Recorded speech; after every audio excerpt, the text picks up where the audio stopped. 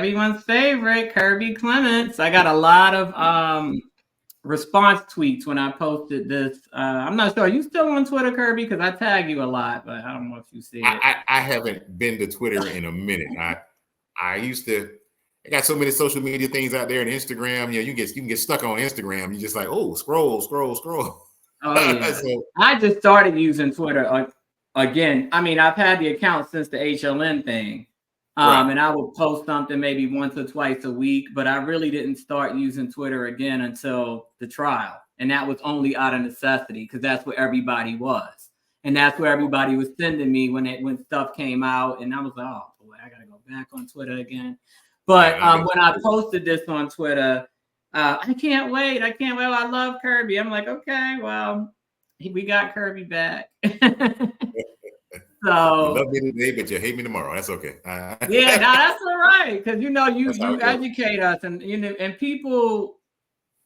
I think the relatability and the way that you deliver it is easy for people to understand. Even me, because me, I'm overzealous. I like to, I like to throw everything at the wall. I'll be like, Kirby, what about this? What about this? You coming to me hard on the phone. I'm lucky texting you. Okay, but what about that? Yeah. Look, if there's one thing anybody can ever say about me, good, bad, or indifferent, is that I don't give up. And I'll take your answer, but I need the answer. Like I'm gonna ask the question, and then whatever the answer is, the answer is. But it like my mom always says, nothing beats a failure but a try, right? So try it. If it don't work, then you try. Yeah, I like that. Hey, you got to give it a try. Like I tell when I teach child techniques, I tell everybody, the answer is it's always no unless you try it, and then it doesn't matter if the other side objects. It's until the person with the robe on says no, then it's no. So ask away, go away, try away. Keep trying, and right. You just don't know. You don't know, and I'm also the firm believer in asking for forgiveness rather than permission. I'm gonna do it. And then we'll find out the consequences later. Because sometimes 9 times out of 10, you don't need forgiveness, right? You scared yourself out of it. Exactly. Right. No, you're right. I'm not gonna scare myself out of it. I mean, what's the worst that can happen? Okay, well then we'll just deal with it. That's what my kids and my grandkids say. Like, what'll happen if I do that? And then I'll be like, well, this will happen. All right. I'm willing to take the risk. Right? Yeah. Take an educated risk. Okay, exactly. So the question, because obviously we've been talking about it, Twitter's been talking about it. A lot of people are confused. And before I even start, I need to make it clear because people that have been aware of the resources and those who just came upon them. So New York State has a system where you can go in and you can see case information. In this case, the only case information that is available for this particular case is all of the appearances that have occurred since March of 2023, the judges that have handled it, the upcoming court dates, the charges. It just lists all that on this particular website. There are also hyperlinks at the bottom of the page that are supposed to direct you to motions. It's supposed to direct you. Well, it does direct you to the charges. It directs you to the attorney information. It directs you to the appearances. But the link that you click that says motions is completely empty. We all know that there have been several motions filed since the alleged incident and the charges were filed, and obviously the indictment and everything else. Right. The most recent motion being January 18th. None of those are in that system. So I'm saying that to say that it's very possible, maybe not probable based on what Kirby's going to explain next, but it's possible that an appeal may have been filed or some type of motion indicating the intent to appeal, but it's just not in the system. So we don't know, and we probably won't know, because if they're running this system the way most of New York City runs, we will never see those documents uploaded until maybe 3 years from now. And at that point, it's too late. So we do not know anything at this. I mean, obviously the attorneys know, Jonathan Right. knows, the judges know, the DA knows, but we as the public with access to this public resource don't know, because none of those documents are uploaded into that same system that tells you the upcoming court date, tells you the attorney information, tells you all a full list of all the appearances that have happened thus far, up to and including the verdict day, and no documents. So I said all that to say the discussion we're going to have today is all hypothetical, because we don't know.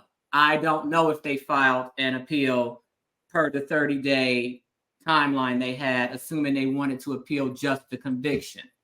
So we're going to be talking about the pros and cons-ish of filing your appeal just on the conviction versus filing your appeal after the sentencing, which Kirby thinks that that's what's going on, and more than likely that is what's going on, and that's the reason why.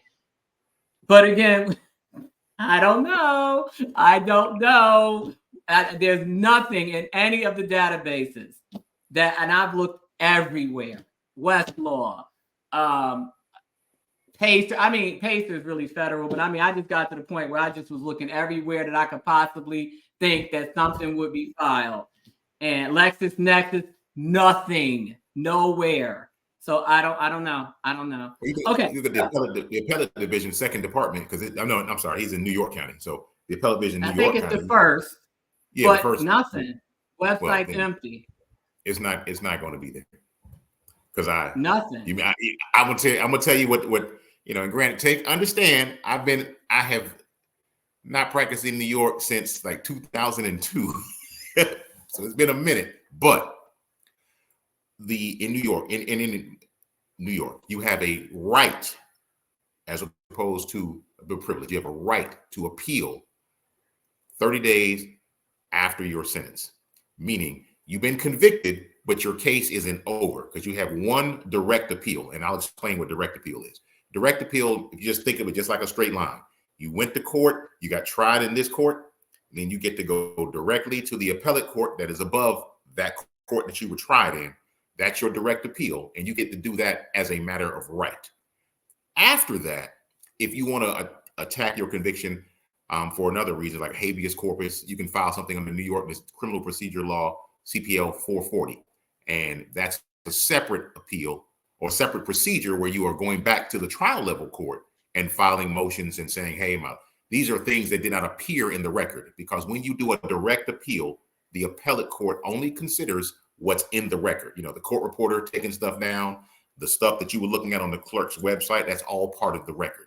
So the record will include testimony in transcript form, motions that were filed, anything that got put into that court file or spoken in court is part of the record. And that's what goes up to the appellate court.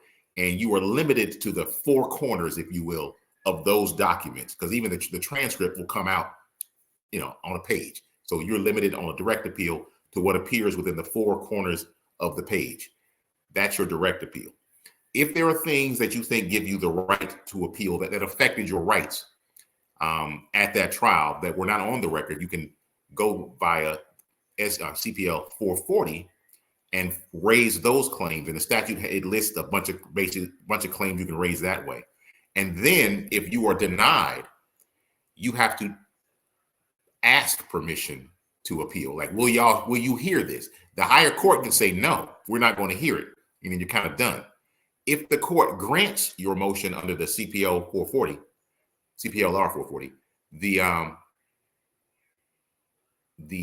the state can appeal. So if you say, hey, judge, this happened, it wasn't in the record, but there was misconduct and all this other kind of stuff, and the court kind of goes, you're right, I'm going to grant your motion, your conviction is going to be reversed, and we'll do it again or whatever. The prosecutor can say, no, we have a right to appeal that, and they have a right. So if under the 440 section, prosecution has a right to appeal. If they lose, you have the right. You have to ask if the higher court will hear it. That's that's not a direct appeal. Mm-hmm. Where he is right now is in the direct appeal phase, which is I was tried, I was convicted, and sentenced, and then I go a direct appeal, because you get one direct appeal, which now goes to why he couldn't appeal the conviction before the sentence, because on appeal, you have the right to challenge the conviction. There was an error of law. The evidence was insufficient. The court should have granted these motions that affected all those things you want to raise on your direct appeal. You can appeal that, but you also have the right to appeal your sentence. And what I mean by that is, let's say the court sentences you to outside of the sentencing range or some other error with the sentence itself. You have the right to appeal that. Since you only have one right to a direct appeal, you have to wait until not only have you been convicted, but you've been sentenced. And now in that one direct appeal, you can raise issues as to your conviction and issues as to your sentence. Or you might say the sentence was legal. I mean, I didn't get sentenced improperly. Everything was fine with the sentence. I'm not even going to raise the sentence. I mean, I do that here when I do appeals in Georgia. I'm like, you got convicted of murder and they sentenced you to, I actually got this guy's conviction, his conviction reversed. But it was like, I didn't challenge the sentence, really. I was like, didn't really matter, life without parole, but he should have been convicted in the first place. And so I got it reversed. Right. But you do it all in one basket, one trip up, and then there you go. Okay, so. Got you. All right, so speaking of sentence, and then, or should we? All right, so you covered everything. You covered not filing the appeal after conviction because the one chance rule.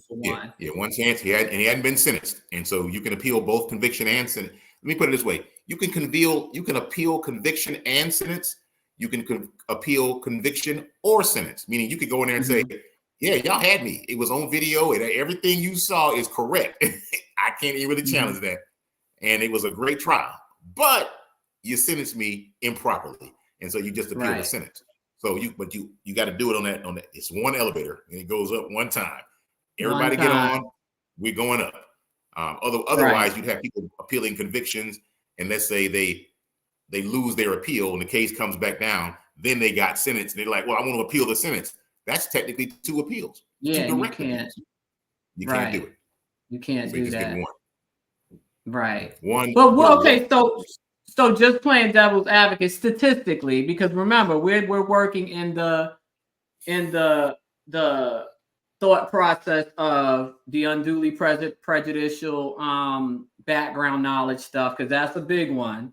Remember, with all that stuff, that the fact that the body cam footage was all muted, and we all know what a jury didn't know, but we know that there were things said that indicate discrimination from the police toward Jonathan in terms of them not believing that apartment was his, making a comment about, if I punched you, I wouldn't break my finger, gesturing for her to say that he strangled her. There were a few things. I think that's why they muted it. I'm positive that's why they muted it. Well, but let me tell you this though, because I heard about that, and I hear what you say. You got to think of it this way: prejudice and probity. That is, something can be unduly prejudicial, but not probative, or it's probative on some issue, but the prejudice outweighs the probative. That is, it's more important or more likely to have occurred or not, to help you to make a decision. An officer asking him, "How could you afford this apartment?" in the context of a domestic violence call has no bearing on his guilt or innocence. The officer could come in there and say, it has zero bearing. Thus, why would you, if you play it from the prosecution's perspective, they're going to be like, "Hey, look, judge, you're playing this, and all it does is to inflame the passions of the jury by not liking this officer, but it has nothing to do with the defendant's guilt or innocence." And in other words, not every bad act that you commit in life comes in. It's only certain stuff that can come in for the purposes of credibility. Okay, and that's a completely fair assessment, and that is more than likely why they muted it. But then let's play the same card for all that background knowledge, because that did the same exact thing to the jury. It inflamed them. It made it look like he had a history of violence and temper and this, that, and the third. But yet the judge clearly stated it was not evidence and was not to be considered as evidence. Well, not to be considered as the status of the feelings in every kind of court kind of has this basic principle. So I'm gonna just give you the basic framework. And there could be specifics limited to the New York jurisdiction and the like.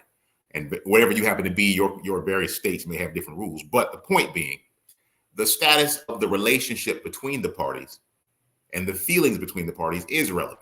Meaning, I'm going to tell you about the times we had arguments in the past to show you the nature of how we dealt with each other. Now, that doesn't mean that he did this. Mm-hmm. It just shows you how we felt. So if you're asking the question, well, this just seemed out of the blue, it's like, no, it's not out of the blue at all. Like, you punch somebody and they go, well, we'd like to show you all that they had a history of threats and intimidation and everything else. And then it's like, okay, that's the nature of the deal, because that's a much different case than, because the defense, and I would argue as a defense lawyer, if my client has never committed a crime in the past at all and has no dirt, I'm going to put his character in. And I'm going to say, hey, look, this is so out of character that you can't even believe this. Like, this guy, like, you catch somebody who's like I don't know, well, I was going to say an athlete in drugs, but athletes use drugs. So you catch somebody, who's an anti-drug campaigner and has just been also just a pain in the butt of the cops.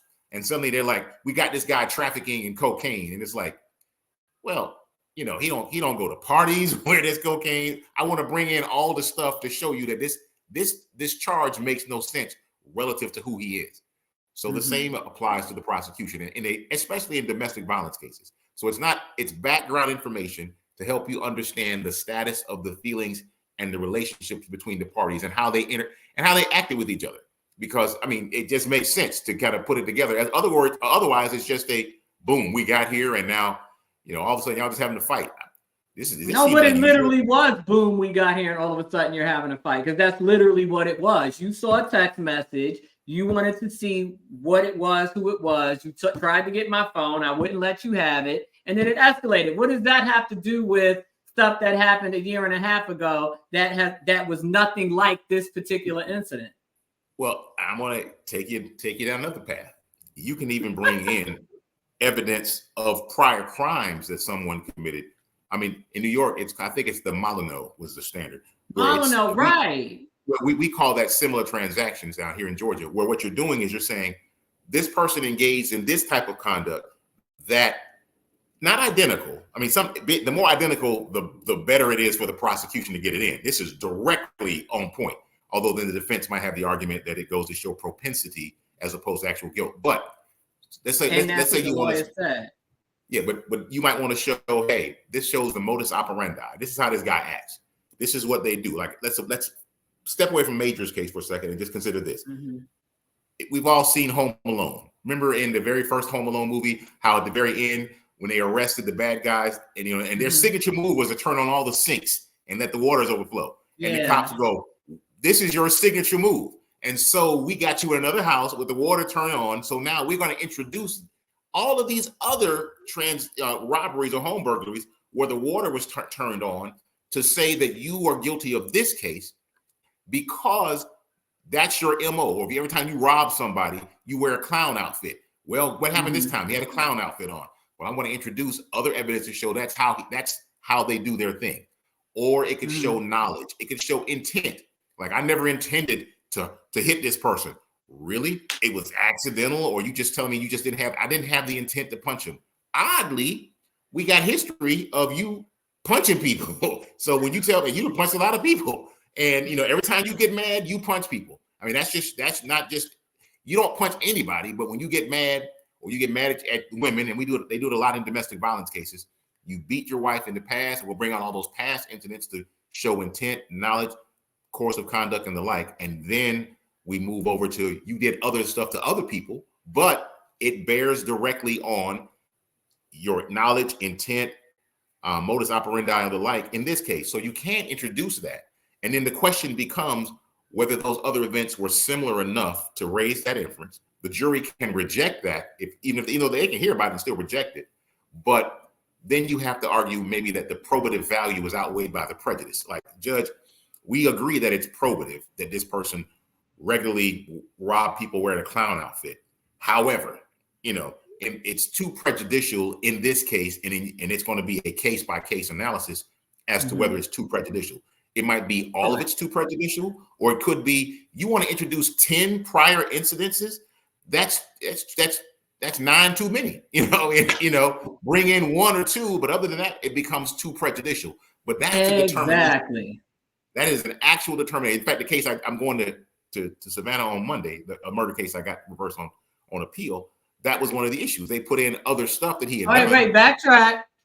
Yeah. He said a murder case that he got reversed on appeal because he's that good. But anyway, go ahead. Now, and I wasn't the trial lawyer, but I was the appeal lawyer, appellate lawyer. But what I'm saying, and that's all you need to be. Yeah, but they introduced that stuff. Now I'm going down to Savannah to be the trial lawyer, and I'm hoping they'll give us a deal. But the fact remains that if the court said, well, you all brought in this other stuff that was for purposes that it should have been considered, because that's the other thing.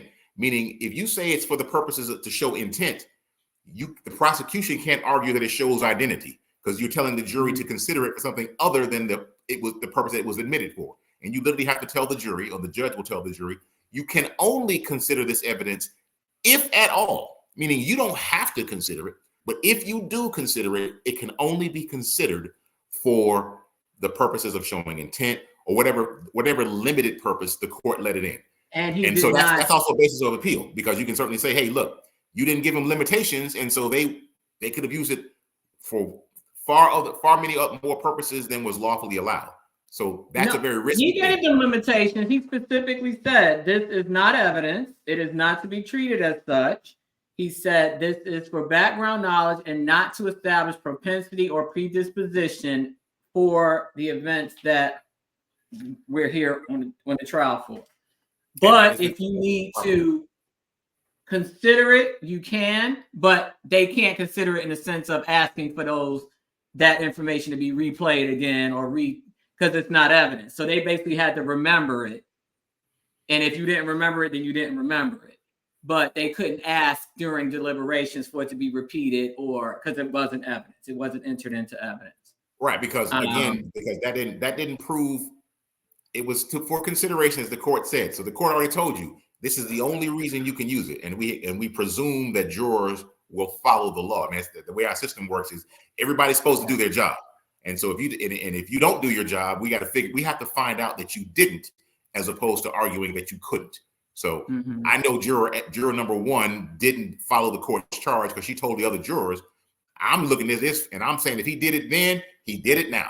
And that's not what the court said. And so if you find that out, you can argue to the court, this juror, it was misconduct because they announced that they were not going to follow the court's charge.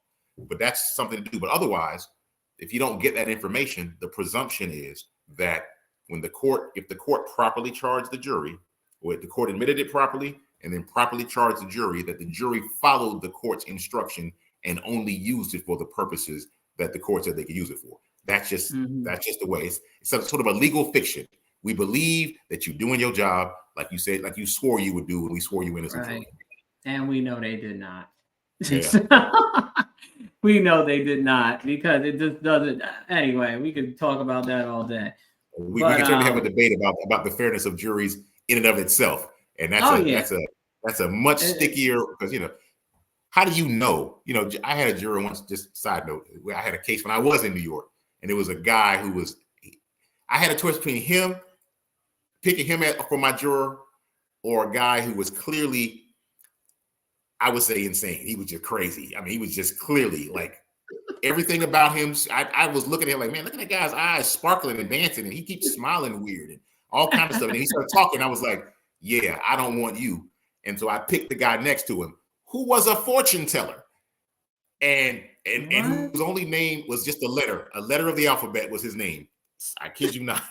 And I made a comment during jury selection, during closing argument, and it made him angry. It triggered him because I said, what are they, mind readers? He just went off and he said, I can't be fair. But he then told us this. I knew that the defendant was telling the truth based on how he swallowed and how his neck moved.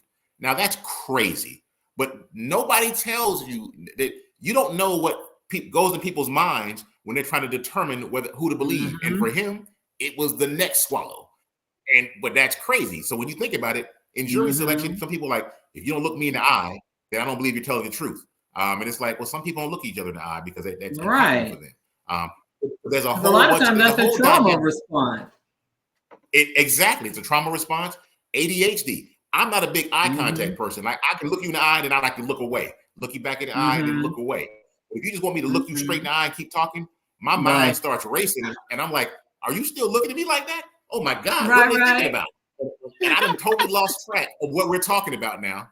And if you, and Lord help you, if you have my hand in yours and are looking me in the eye and talking to me, all I'm thinking of is, why are they holding my hand, staring me in the eye? Like, what?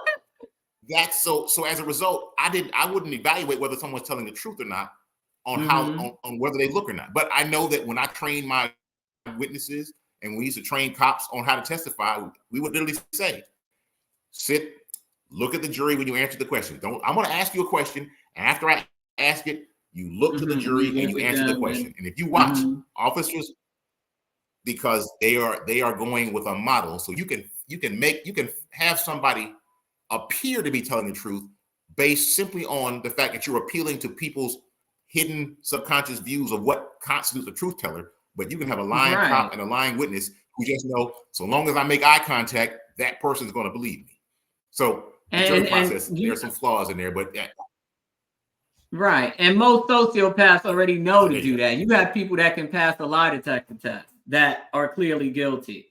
So, I mean, it's not obviously if you're looking down at the floor the whole time, that's an issue. But if there's a normal, eye contact where you're looking at them and then you're looking off, and it's a normal progression of eye contact, to me, that's not an issue. I mean, I don't need you staring deep into my soul. That's creepy. But suppose you're an autistic person. I had a client who literally could not make eye contact. When we would talk and I would ask him a question, we'd be about a foot and a half from each other. His face would be towards me, but his eyes would look that way. He'd be like, Mr. Clements, let me tell you something. And then I'd be like, what are you going to tell me? I want to tell you this. And he kept leaning in, but looking away. And I was like, what is he doing? But I realized as I talked to him and I finally just said, hey, you ever had any diagnosis? He was like, well, yeah, they diagnosed me as on the autism spectrum. And for him, he could not for the light. And I swore, one time I said, look me in the eye just for 2 seconds. Let me just see you do it. And he could not. He would turn his face to me. He would look up. He might look. I could feel like he was looking like right down here on top. I'm like, you're not looking in my eye. And he couldn't do it. So that's what I'm saying. So that there's a lot of other factors about human mental abilities and the like. So whatever but that just goes to the jury thing. But back to Mr. Majors, I don't know that we had anybody who had an eye contact issue, but no, the only one that didn't talk about the fairness of a jury process, some of the time in the future. Right. The only one that didn't look at the jury at all was the driver, because the interpreter was sitting right next to him, and the interpreter was closest to the jury. And the and the driver had a bit of an attitude because he didn't want the interpreter, and they were forcing him to use the interpreter. So he just was kind of looking straight ahead, and the interpreter was right next to him, basically just volleying the questions and the answers. But everybody else kind of looked. So the interpreter was for the jury and not the driver, because they wanted to make sure the jury understood him.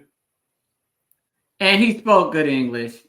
When he came in that Friday and they sent him home saying that he couldn't come back until they got an interpreter, he spoke good English. I just think, and that's another thing, I don't know if that's something that could be brought up on appeal, because before the jury came in, the morning that the interpreter came on the stand, there was some discourse between the defense and the prosecution, because the defense told the judge that they didn't receive the Brady disclosure until that morning, letting them know that they had met with the driver and the interpreter that the Sunday night before, and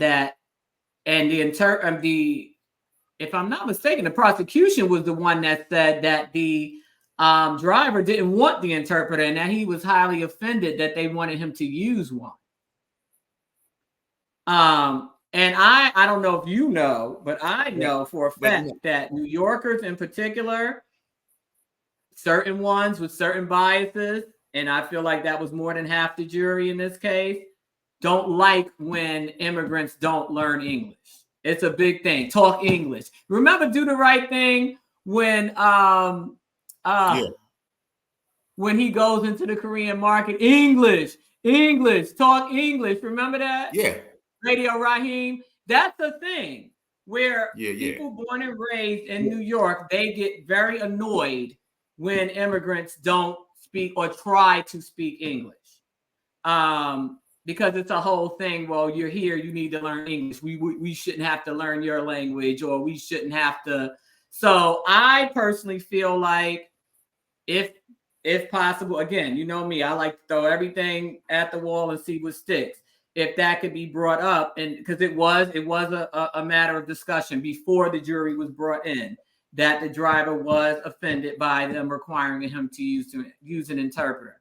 And I don't know if that rubs some of the jurors the wrong way, because it's kind of like, why doesn't he speak English? Why can't he just speak English? You know, because it was a bit frustrating, because obviously it doubled his time on the stand, because everything had to be repeated and you know, twice. You know, and then a lot of and what I'm saying, and I've had those experiences. And a lot of what he was saying was lost in translation, because even the translator didn't know certain words. So like he had, the translator didn't know what an Escalade was. They wrote in a Cadillac Escalade, and the interpreter kept calling it something else. And the driver kept saying, no, Escalade. And because he kept saying the wrong thing, the interpreter kept saying the wrong thing. And you could see the driver was getting frustrated. And so some things the driver said in English, because he's like, and you know, certain things that he said doesn't have a literal English translation. Because remember, he was speaking in Urdu. So that's a language in chiefly India. If there's not direct translation to English words. So he kept saying the boy, the girl, instead of the man and the woman. So while I knew exactly what he was saying, on the interpreter. No, that's, you know, and I would say that might be a tentative, like it's an issue, but my problem, it could be argued that it affected the credibility of the driver, just because of the things you just laid out. Because the driver, you know, especially if they made the driver testify in Urdu. I mean, because when I was in New York, we'd have interpreters, and we'd ask them, hey, you speak English? And once you establish that they speak English, you just got to, do you speak English? Meaning to the witness, yes, I speak English. You understand English? Yeah, how long have you been in the country? I've been here this long. But for the purposes of this hearing, so that, you know, there's nothing lost, are you willing to use an interpreter so that we can make certain that everyone understands you? But the problem becomes, and this is terrible when I say it, if the witness has an accent and the interpreter has an accent, you're like, if you're trying to bypass the accent, like you took one accent and replaced it with the same accent. So it's like, I still heard, you know, so that was unnecessary. But what I would usually have defendants who would ask for an interpreter so that they could think about their question. Because I used to ask questions really fast. Like, I didn't give you any time to once you finished answering, I was on you again with another question. And with defendants who would say, well, I need an interpreter, like, man, you've been speaking English, you've been here 30 years, you own a business, and you speak English fine. But, you know, they're like, I would like, and then you would catch them invariably when they would start answering in English before the interpreter would talk. So then it kind of became a game, and you just kind of look at the jury like, this guy, you can't. So I know that having an interpreter for improper purposes can impact on the credibility, because I have argued that, you know, I did use that during my trial. Like, you know, been here 30 years, but he got an interpreter. Y'all saw how he was doing that. So I think the inverse could likewise be true. I don't know if they appealed me for when I did that, but I think maybe they should have, because nobody objected, so I did it. But I think you're right. Was one of the first. Say that again about the Urdu. That was a great witness, though. I said, no, he was a compelling witness because he was actually in the car. He was in the car, and like I said, he was a prosecution witness, but everything he said helped the defense. However, immediately after he was on the stand, the media started trying to chop away at his credibility. Immediately, as soon as he left that stand, you started seeing tweets with, or you know, because they were all typing away, as you know, and they were trying to chop away at his credibility. because I personally feel, because of that American New Yorker bias against people that don't try their best to speak English. Instantly, all of a sudden, you're like an infant and nothing you say is believable just because English is not your first language. And this guy was clearly in his 50s. This is a grown man. Yeah, he was a grown man. Presumption, like to some degree. But yeah. Mm-hmm. No, I agree. The people and sometimes right away, think they that you're not as smart.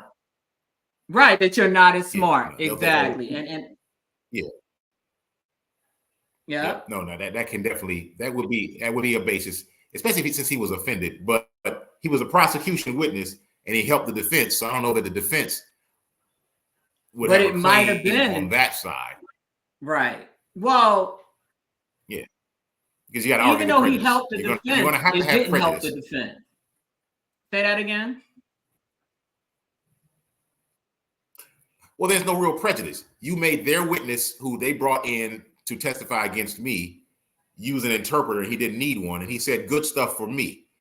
So what you're really arguing is that the jury should have. I don't know how you're going to argue prejudice, because it's like, well, he didn't really help. I'm gonna tell you how. He helped because he you. And you're like, well, he could have helped me more. I'm gonna tell you how it's prejudice, because what he said should have led to a full acquittal.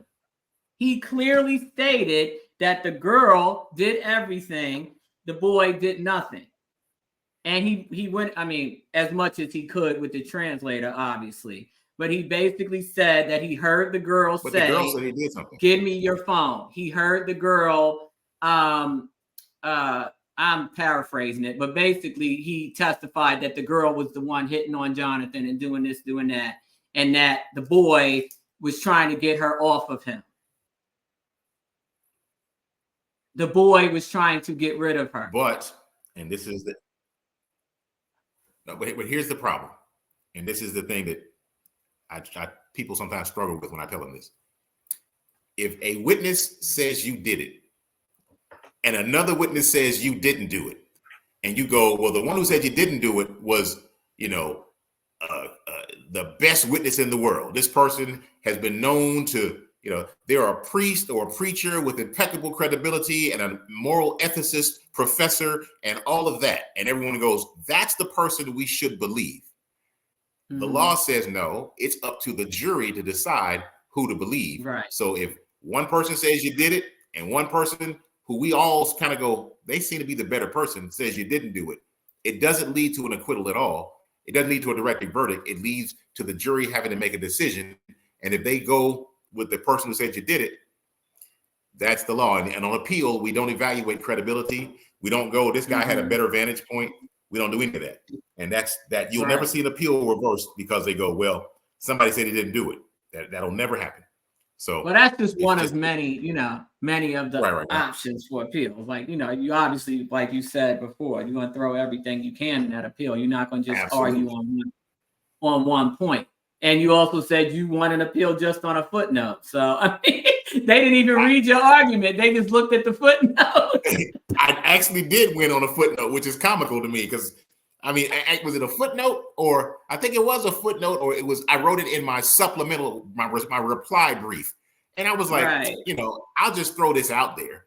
And it was like the issue of consideration on whether there was an actual contract that my client fraudulently did. They were like, but there was no contract. I'm like, what?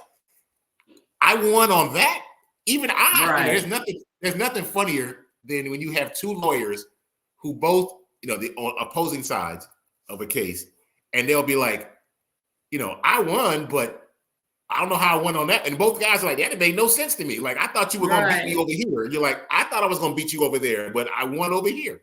It's the funniest thing to have adversaries sit there and go, you won, but not for the reasons that anybody thought you should win. And we're both like, yeah, go figure. But hey, a win's a win. I take it. Right. Look, I'm not asking no questions. Thank you. Have a nice day. It's been a pleasure. And leave quickly. I have left when my certain type hearings we have here in Georgia, and when I was doing DUI, I still do DUIs every now and then. It's an appellate. It's a thing where they're going to suspend your license, and if the officer's not there within the first 15 minutes, your case gets dismissed. And nice. And so when they go, officer's not here, I'm like, move to rescind the suspension. and we will go out. And my client like, Mr. Clement, I'm like, you got to go. Because if that officer, I've seen them like the cops come in, they say, well, see if you can get them back. I'm like, we got to go. I've had my clients go. I'm like, you need to rush out of here right now. I've gone and hidden in the bathroom. I've done all of that because I'm like, I've seen the cop come off the elevator and I went into the bathroom and then he went out and I came back by and I was like, they go, what you doing, man? I said, look, I know this judge will say, see if you can catch him in the hallway and we can do it. But since he wasn't here in time and it's been dismissed, you can call me on the phone, but go. And I have literally said, that's the cop. Rolled into the bathroom, watched the cop walk in and roll right back out, got on the elevator, went down. I was like, hey, when they said, see if you can find Mr. Clements, I literally would be down. I go into a coffee shop somewhere, sit in the back corner, drinking coffee. Like, I've seen them look for me. And I'm like, unfortunately, you were late. And since you were late, you sitting behind, look, this is my look. You sitting behind a thing like this. I really was like, with my coffee, just like, sitting there like, like, yeah, I'm not here. You don't see me. Look, once again, with the boss. Pay no attention to the man sitting in the back of the coffee shop, pretending like he's not the attorney. If you were late and that case got this, because it was very hard to win those cases. So I'm like, if we win on a technical win is, again, a win is a win. And I would literally tell my clients, go. We're not going together. We'll go separately. Because I'd be like, Judge, I can't reach my client. I tell them, I'd just be like, look, man, I don't know if you're when you get to court, I usually say, turn your phone off so it doesn't go off in court. I'd be like, nah, I'm just going to tell you that if they catch me, they're going to ask me to call you. So, and I'll call you because I got to call you. But I'm just letting you know, if I'm calling you the next 10, 15 minutes, it's because they want, they caught me and they want you to come back. And I'm going to be objecting and saying that you shouldn't come back. But if you don't answer that phone, hey, Judge, my client's not answering the phone. But I literally have just been like, go. We go separate ways. We get out. Family, can I talk to you? No. Go. I'll meet you at some restaurant 5 miles from here, and we can regroup and we can talk in the parking lot. But I go for the win, and then I get out of Dodge. And that's terrible to say. It's not even terrible to say. That's the game. Because if we weren't there, my client would have lost. Right. That's the game. You're a defense attorney. You ain't here trying to play political correctness. You do what you got to do for your client. I ain't trying to help nobody. My client hired me to help him. He didn't hire me to help them. You know what I'm saying? Like, hey. Anyway, where's this dog? So to put it all in perspective, as a defense lawyer, you have to do within the bounds of ethics what you have to do for your client. And obviously, the system can be unfair and the like, but taking advantage of certain procedural things does benefit you. And the grounds for appeal relative to the gentleman that you were talking about, the driver, that might be a basis of appeal. I mean, anything can be a basis of appeal, but it might. I don't know if it would be the basis of a reversal. I don't think that would be very high. If that was his only evidence that supported his defense, he might have something there. But again, it was a prosecution's witness, and because it was a prosecution's witness, he really can't even argue that you all sabotaged my witnesses. Effectively, he'd be arguing you sabotaged their witnesses, and I was just hoping that the sabotage would help me out. And so that's you're not going to have that claim. And instead, it annoyed about 3 of the jury members that don't like people that don't try to speak English. Right. So all right, yeah, that's fair because I mean, like I said, you just want to put everything in there. But I feel like the winner, maybe not the winner, but the featured appeal item would probably be that unduly prejudicial, background knowledge, and then you go into, the driver, the fact that they muted the body cam footage, the fact that they would not allow in any of the testimony of the arresting officer of the complainant. They objected to everything he said. The only thing he got to say was that Jonathan filed his complaint, the date, the time, the location. Everything else was objected to. He could not say he arrested her. He could not say he investigated it. He could not say he was shown the photos, but he could not say what the photos depicted, even though we knew it was the photos of Jonathan's injuries. He couldn't say nothing. They objected to everything, and everything was sustained. So he literally was just there to establish that Jonathan filed a complaint a couple of months after his arrest, and the date, the time, the location, and the method of how it was filed. That's it. One question. And this is the part I don't remember right now, honestly. Were the injuries that Jonathan sustained that were the basis of his complaint from the same transaction that the state was charging him with? Yes. See, that might be that actually might be important to the extent that it goes to say how she received her injuries. In other words, look at what happened to me during that same time, that same date, that same transaction. Not earlier, not later, not months before. It had to have been at the same time. And if he says at the same time this happened, and here are my injuries, that would certainly, I think, if it was excluded, could be a good basis for appeal, because that goes to the fact that she did not know how her finger was broken. And it's like, well, or the fracture on her or at the base of her finger.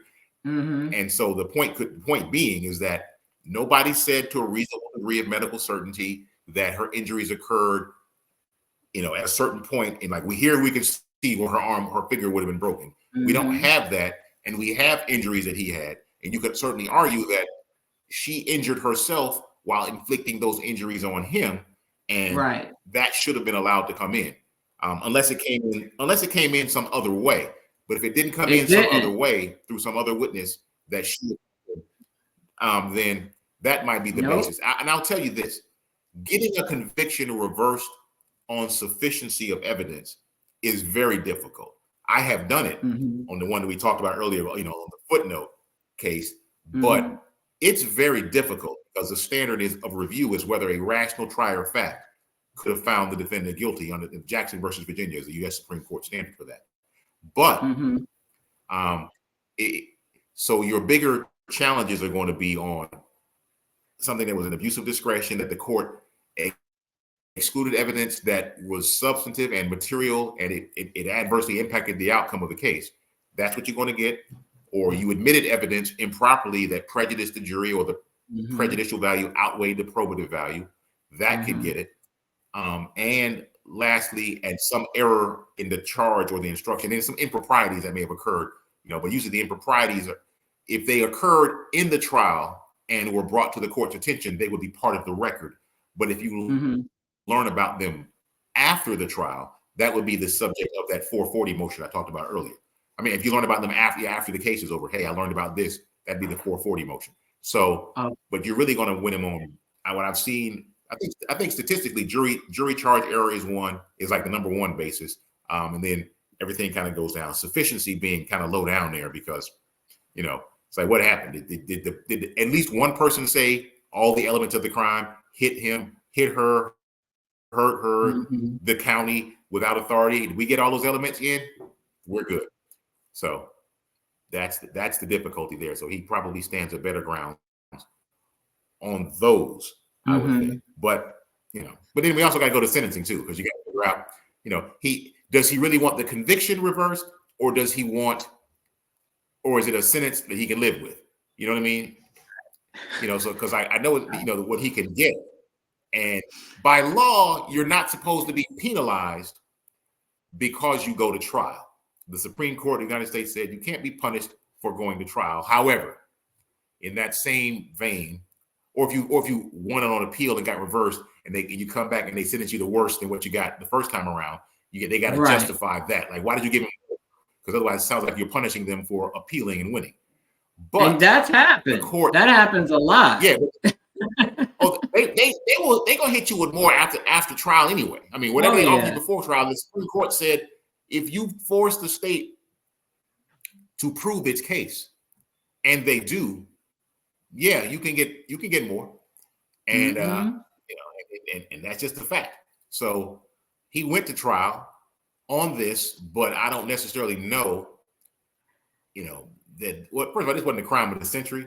This wasn't the crime of this wasn't like he beat her up, he slapped her face, he punched her. This was right. not. I mean, from the videotape evidence, if they want to say that judge, we want to punish him, and the stuff they're trying to punish him for is the stuff that the Molyneux, if you will, or the stuff that happened beforehand. No, you're punishing him for stuff that he wasn't uncharged crimes. I can't punish you because you punched her in the face 5 years ago, and now you're going to jail. No, we don't get to. You don't get to do that. You got to deal with what. And the crazy thing is, nothing nowhere near that had ever happened prior to that night. That's why I'm just like, why are y'all even? Man, listen. We can go on for hours. I mean, I don't see jail. In this case. I mean, given what the evidence is, what I could see is some community service. It's going to be a fine, which he can pay. So they, whatever the fine is, they hit him with the $1,000 plus the surcharges. We'll hit you with the fine. We'll hit you with some community service. We will also, maybe make you do some other stuff because, as an actor and a public figure, we're gonna put you in Rikers. Let's be real. I'm gonna put this man in Rikers Island. All right, we gotta have him in protective custody. We gotta have special. Because you're gonna be a target. And it's not like you in Rikers is not the prison. It's not the prison, but it's the jail. But a lot goes on in Rikers. Yeah, and it's horrible. Nice. No, they are. I know that they are seeking. We're looking for receivership for the jail for Rikers Island in New York. So I understand all that litigation going on. So I will say this: that putting him in Rikers would be exceedingly difficult doable, but at what cost to the city? Because we got to have him special. We got to have. There's a lot more you're gonna have to have. But they didn't even put Jeffrey Epstein in Rikers. So please, they have a jail right there next to the courthouse. And so, but again, are we gonna put him there under these facts that we have, or are we going to say fine, community service, anger management, go to some victim impact panel where you get to hear women who suffer from domestic violence? I need you to go to 3 of those panels.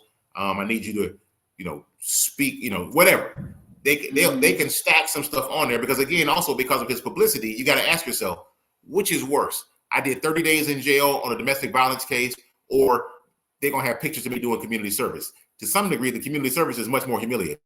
I'm just going to be honest with you. Oh, yeah. So the idea of this man picking up trash or whatever community service they have, and with the paparazzi around, is probably going to be much more punitive, if you will. If I were his lawyer, I'd be arguing that. Like, judge, having him do any of that stuff is going to be it's infamous and it's much more punitive than need be. But I don't see jail, or arguably you might be like, man, give me 10 days in jail, But no, I wouldn't ask for 10 days in jail. I'd just be like, judge, community service, not even fine, do some anger management, do some stuff. Let's look at how we got here based on the state's case. Maybe get a psychological evaluation and see if you have some narcissistic tendencies and any treatment recommended. And then if none, then we're good. Because the goal of punishment, because remember, there are 4 purposes of punishment: retribution, society is getting you back; rehabilitation, we realize there's a problem that you have, we're trying to get you back to the right place; restraint, you know what? We just need to we can't control you, we can't fix you, we just want to hold you so you can't do any more damage. That's restraint. And deterrence. We're going to do this to you so that other folks looking at you will be like, I don't want that to happen to me. So those are the purposes here. And I think that retribution is probably low given the nature of all the facts. Deterrence kind of in there. Rehabilitation and restraint are the big ones. Restraint, he ain't got a history, judge. So we're not going to just start locking people up on the first offense like this. So you're going to have a big rehabilitation thing, and it's like, this is what we think, that you want to do. And that might affect, and again, that might be a reason why you wouldn't appeal the sentence. You just appeal the conviction, because you'd be like, they ordered me to take some classes and do whatever. I'm good with that. They want me to pay $1,000. So I came out of my pocket like, $2,500, whatever the costs are. I don't care about that. What I do care about is, and I don't mind going to class. I'll benefit from these classes no matter what. It's good to know because I needed to know. We all or it's good to know because it's just good to know. I'm fine with that. Yeah, so I'm not going to appeal the sentence, but I do want to appeal the conviction. And that's why you just have the one, as opposed to conviction and then appealing the sentence. Right. Now, in terms of community service, because I know, here in the South, they make you clean up the side of the road. Like, I see them all the time. I know when I lived in Rockdale County, they would have them in the black and white stripe. The black and white stripe, scrub set on the side of the road, cleaning up garbage. And then for the people that was a chain gang. That was a jail. Those are people who were jail people out there. Jail people. And then for the people that reported, they went home, obviously, and just had to report once a week or whatever. They had on regular street clothes, but they had to clean up on the side of the road. Are there options for choice in bigger cities? Are there options for choice of community service? Like, let's say they said, oh, you have to volunteer at a battered women's shelter, just to mitigate possible media presence. And because at the end of the day, the other people participating don't want to be on camera or photographed. You know what I mean? That's not fair to other people having to do their community service. So is there a way that he can have, if that's ordered, that he can pick a nonprofit to volunteer at? Yeah, I mean, we do that here in Georgia too, where it's just, in Atlanta, and I'm not like out the country, but I'm in Atlanta, but even in when I go out to the country towns too, they'll say that you can volunteer at a nonprofit, a 501c3. What they now say is like a 501c3, not a church, because they don't want people volunteering in churches, only because sometimes it happens to be your church and your pastor. Like, he did 40 hours of community service, and then you just sat there talking to Sister Marie. So they're like, no, we don't want you at a church. It's just a fact. Signing autographs. Exactly. So what they do is they'll say, do it at a 501c3. Sometimes they'll specify, here is the list of places that you can do. Like, we just have a finite list of places that might be county or government facilities where you can do your community service. So there are different angles there. And some could be, doing office work. I mean, you just wherever they need you. It's not always just picking up trash. I mean, I've seen them do all kind of stuff. So you would certainly ask for that and not opt for picking up garbage on the side of the road with a little yellow vest on. It's not really even practical in Manhattan. If the rule is you have to serve in the county that you got convicted in, it wouldn't even be practical in Manhattan to even do that. Because I have never even seen that. So it's more than likely probably going to be some type of, battered women's shelter, or I don't know, whatever nonprofit, or maybe a men's mental health nonprofit, or, something like that. You'd be amazed. I mean, I had clients do animal shelters, all kind of stuff. They did animals. I've had people who did animal shelters, just wherever your passion. I mean, sometimes they did something where their passion was, I like animals, so I'll volunteer to animals. Well, he likes dogs, so he could go volunteer at some kind of dog rescue. I don't know, canine. Maybe he could work for the canine, because he got a thing for these German shepherds. So maybe if you want to go, at the pound, they put you work at the pound. Hey, look, you got to go to the dog pound. Right. All right, cool. Right. Exactly. All right, so that's a bit of a relief. Now let's get into, let's say for the sake of argument, Tuesday comes, and if things go as, weirdly as they have, or as what the judge said, the judge used the word unusual. This is an unusual case, as unusually as they have thus far. And if it's not, I don't know if it's going to be the same judge or not, because it still says to be determined. But if whatever judge gets the sentencing, they decide, well, the recommendation is a year of actual confinement. I'm going to make you do, just because we're in the, spirit of making an example out of people, I'm going to make you do 2 months in the jail that's right here attached to the courthouse. We're not going to send you to Rikers. We'll just have you sit here where we had Jeffrey Epstein. What can be done to prevent him from having to, he handed down a sentence, you got to do 8 weeks, no ifs, ands, or buts, to keep him from being remanded into custody at that moment? What can his lawyer do right then and there once the judge says that? you can file a motion for a stay of the imposition of sentence, and also ask the court to release the court can release the defendant on bond, where they actually post bond, or on their own recognizance, just a signature bond. So you can say, Judge, we are appealing, and we ask that you stay in position of the sentence. And this because by the time we go through the appeals process, he would be harmed because he's in there and the sentence would have been served and the like. And with a misdemeanor conviction, I think that's very reasonable. That I don't think the court would deny it. You know what I mean? It'd be different if he came in there charged with some felony and was convicted of the misdemeanor, and the court goes, yeah, I get that what the jury did, but now you're going to stay in there, you know, and you would just have to, good luck and Godspeed. But in this instance, the defense lawyer would request a stay of the sentence and ask for an appeal bond, if you will. Okay. In Georgia, we and call that it happens supersedious bond.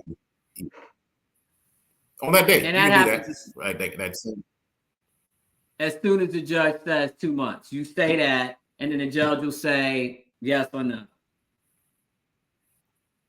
Yeah, because you got to hear whether the judge is going to say, I remand you into custody immediately.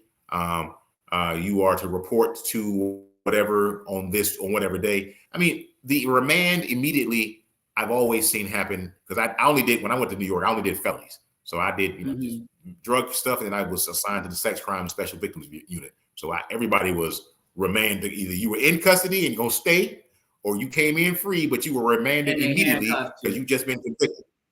But on the misdemeanor cases, I don't think I've ever heard, and this is years ago when I was in Brooklyn, I never heard of anybody being remanded immediately for a misdemeanor. Right. And I'm with you on that. But I'm just, my expectations for the fairness. Because it's like, hey, I came in for sentencing today. I didn't want. Right. So that's what I would think that the court, if the court said, Judge, I'm going to sentence you to 6 weeks. I can hear that, the defense will say, Your Honor, well, could he report at a later date? Yeah, I'll give you, 10 days to get your affairs in order, to do all of this stuff, and then you'll need to report. And then, even if she didn't file it that day, she could file it, subsequent to that. Your Honor, I'm asking for a stay and that he be released on his own recognizance, or an appeal bond be posted pending the appeal. And then filing the notice of appeal. So you got it. Because if you file that, if you don't file the notice of appeal, then we're already kind of in a problem, because it's like you wanted to stay out, but you're not even appeal it. So you need to kind of do it all. So you need to come to court prepared. But again, like I said, I never did misdemeanors. Yeah, I only did felonies in my. So in that regard, okay, so let's just say, like we said, they're going to give him 8 weeks. God forbid. I'm just playing devil's advocate here. They're going to give him 8 weeks. Right. They're giving him 10 days to get his affairs in order before he has to report for the 8 weeks. If they file the notice of appeal, or let's just say they file the whole appeal, but by the time that 10 days is up, does he still have to report? A couple of things. One, they won't do the whole appeal yet, because they're going to need the transcript, and they'll need the transcript from the sentencing. So they're going to need all of that, because you never know what comes out of sentencing. So the court reporter's got to produce the transcript. So you're going to file the notice of appeal and serve the prosecution, serve the court. There's a couple of just technicality things you got to do. Just involve getting everybody a copy, and then they ask for that appeal bond. Then, I'm not sure. I think I lost your question at that point, because I know that once they do the leave to appeal, or the notice of appeal, not leave. Leave is when you're asking for discretionary. Here it's a right. So notice of appeal and the like. And they've asked for the supersedious bond, or the appeal bond and the stay of the sentence. All of that happens, and then he's just out until the appeal not only is done, but they have to send the case back to so you go to court to the appellate court on Monday, and they say, you know what? Conviction affirmed. You don't report to jail right away, because the appellate court has jurisdiction of the case. Once the case is transferred back to the trial court, then jurisdiction will vest or revest back in the trial court, and then they will bring you on in, and whatever the court says. So either going to bring you in, or it'll say 10 days. You'll get a date certain. We'll know. So you're not just left to kind of wonder what day am I supposed to do it, or do I got to calculate 10 days and whatever. So you will know when to report. Mm-hmm. There won't be any confusion. Right. Oh no, I know. So they'll like, okay, so the sentencing is Tuesday. They'll say, okay, like I said, heaven forbid, you're going to do 8 weeks. Come back March 25th to start your sentence. If between February 6th and March 25th, they get all the procedural stuff out of the way, the notice to appeal, all that other stuff you said, and they even manage to do the actual appeal because they could be writing it now, just ready to submit it. Get the transcript, get everything else. Does he have to come on March 25th, or can he just stay out until the appeal is decided? If the court has granted the stay of the imposition of sentence, then he doesn't have to go in March because the court has granted a stay. But then there's going to be that appeal bond because there's just a stay. It's like, hey, don't do it. And understand on the appeal, and the reason I keep going back to that part is that once the defense files their motion, I mean, all of their grounds for appeal, the state, the prosecution has time to respond. So like in Georgia, so I think it should be going on the 30-day increments. So it's 30 days from after sentencing. So 30 days after he's sentenced, he files his notice of appeal and everything else. And let's say he just gets everything. It's not going to happen that quick because the appellate then he has to perfect it once the transcript is made ready. So there's going to be a lot of stuff that has to occur. But even then, the state or the people, as they call it in New York, will still have to respond. And then it's going to be just time to wait. And it's going to take a while for it to work its way through the appellate court. And when I say work its way through, it's not like they don't know where it's going. It's more so get in line. We got all the other people who are appealing before you. You're just going to get stuck in line. And then eventually it'll get assigned to whatever division within the appellate court that's going to be reviewing it. Because y'all got a bunch of judges up there, but they don't all hear all the appeals. Meaning, let's say you got 15. Well, this group is hearing these appeals. I mean, so they get assigned, in how they rotate. So it'll still take time. And no, he will not have to report provided the stay and the appeal bond have been satisfied. But most definitely, he won't do anything because of the stay. Right. Now, people have been asking how. Okay, so the appeal is filed. It's in the appellate court, wherever, floating out in the ether. Who knows? How long does whatever judge finally takes it? How long can they take to decide on it? Is it a set amount of days, or can they sit on it for years? Like, they will not sit on it for years. There actually is, and I just don't know it right. I'm one of those lawyers who I don't know. I'll tell you, I don't know. I don't know what the time frame is. Like I know here in Georgia, they have to decide it within a certain term of court. So like if I filed it within the January, February term, it's going to have to be decided within that term, if you will. So there usually is a guideline for the appellate court to issue their decision, because we don't want stuff getting backlogged, so that the best way to have a case go away is to appeal and have it get lost in the tombs. And now you 45 years old, 20 something years after your thing, it's like, hey, you finally got a decision. So no. So how long there is there is absolutely a time frame within which New York appellate terms, I don't even know how long New York appellate terms are. No, I mean in Georgia. But I will say this, that something else.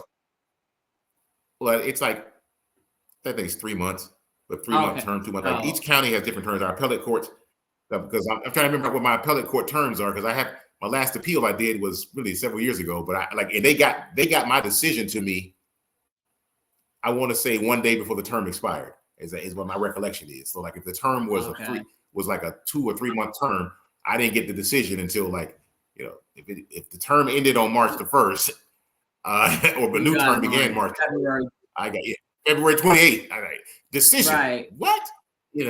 So but that's definitely, and also on appeal, understand it's not one judge. You're going to have a panel of judges deciding, and then it becomes a matter of, it's almost like a majority rules. You know what I mean? Because then you got to go into the appellate rules, you know, because you got, we all voted to affirm. Good. You know, we had a split, you know, 2-1. Great. Still affirmed, or 5-1, or whatever else it is. Right. So those numbers all matter too, because you can have, and you might not get enough to agree on anything, in which case you're going to be affirmed. But they will get a decision, but it won't be just one judge. And that's the beauty of an appeal. You don't just have one judge. And if you get judges who have different opinions on previous cases, so one judge says, bringing in all that previous stuff about prior relationships, I can't stand it. And I think that we need to change the rules, or we should be more stringent with the rules and following the statute. And we've gotten too far afield. And another judge is like, no, I think we should all come in. And you get those judges on the panel. Those judges are going to be fighting it out, because now we each have a stake in this. I want my position to be the prevailing position that this court follows, because those opinions are published. Of course. And that's what we lawyers go to court argue. We will cite the decisions in other people's cases to explain why the court should or should not do something in our case. So it's the appellate game is a whole different game, because that stuff really affects everybody. So if because it sets the precedent. Yes. As opposed to trials, you got convicted, whatever. Nobody's life is ever affected. I mean, other than the parties involved in the case. Your life's never affected by a trial. But everybody's life is impacted or potentially impacted by what happens on appeal, because that sets the framework for how the law is applied to everybody else out here. If they say, you know, the cops can stop you because you're black, and it's like, well, look at there. Before you couldn't do it, but now you can. Our lives have all been affected. And we just got to cite. We just have to cite Peoples versus Majors, and this is why this should happen. It's like, oh my Lord. Exactly. So I like the appellate. I like appellate work because of that fact. Because I'm like, y'all don't even understand the stuff I see that goes on in the trial court. I'm like, man, you know, we got to change the appellate, you know, some law on appeal. Then of course you have judges who people will tell you, you know, my judge isn't going to do that, and they'll figure out a way to get around whatever. Let's just say they will make it so that you won't win at trial, and then you have to go up on appeal and hopefully get it changed. So a few people in the comments, the last thing that we did said you should be a judge. I ran for judge, and I did not win. It was my first time running for office. And there were 7 people. And I went in there, I was like, 7 people? So you knew that was going to be a runoff. It was a split. I used to say I wanted to be a judge, but now I enjoy the crib. I'm not even going to lie. I enjoy private practice. I can work from home. Yeah. I can say what I want to say and not worry about somebody filing something. Yeah. Now, maybe when I get a little older, and even then I probably want to be an appellate judge, only because I see day in and day out when I go to court. I see the impact of some of these decisions, you know, and like people oftentimes say, you know, all these, you know, they protest giving these criminals all these rights, if you will. And I'm like, you understand that the only person really challenging the Fourth Amendment is the guy who got searched and they found drugs in his car. So you're mad and saying this guy's right, but understand whatever the police can do to him, they can come do to you. And so while you're all happy with stopping drug dealers, you know, and stopping guys because, hey, look, I stopped them because they look like they look bad or whatever else it is. It's like, okay, when I suppose, and I tell people on the right, I say, imagine, you know, they outlawed guns and you had an NRA sticker on your car. And all of a sudden, they just pulling you over and searching your car for guns because you got an NRA sticker. You'd be a little upset about that, wouldn't you? It's like, yeah.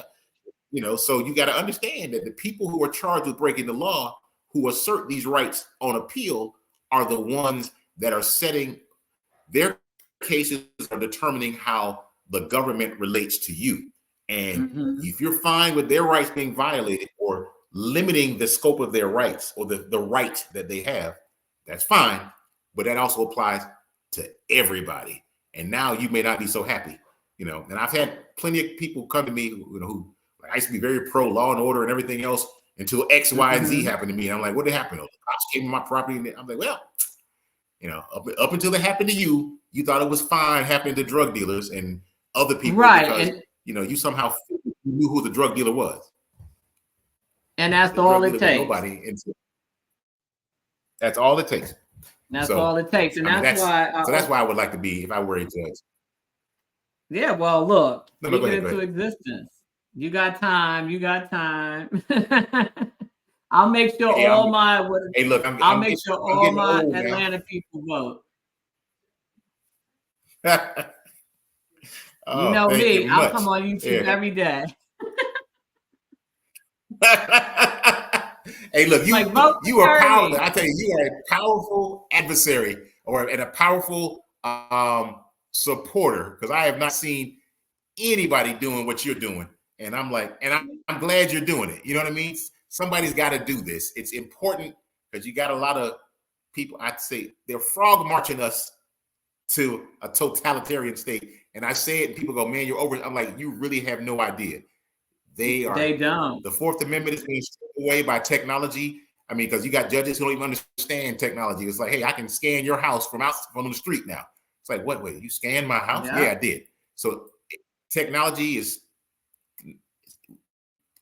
coupled with man, narrowing the focus, narrowing our freedoms. So I'm all for being an appellate judge. I'm all for people like you who get out there and point out I mean, even if you go at the end of the day, and I'm going to take my position somewhat opposite to yours, but I think you'll appreciate what I'm saying. Even if the court finds that that they find he was properly convicted and he was properly sentenced and everything was excluded, that doesn't change the things of injustice that we also know that happened in his case, which is they didn't prosecute her. They made a preference and they can't even articulate a reason as to why they chose to prosecute him and not her when the same police department decided that she also committed the offenses against him.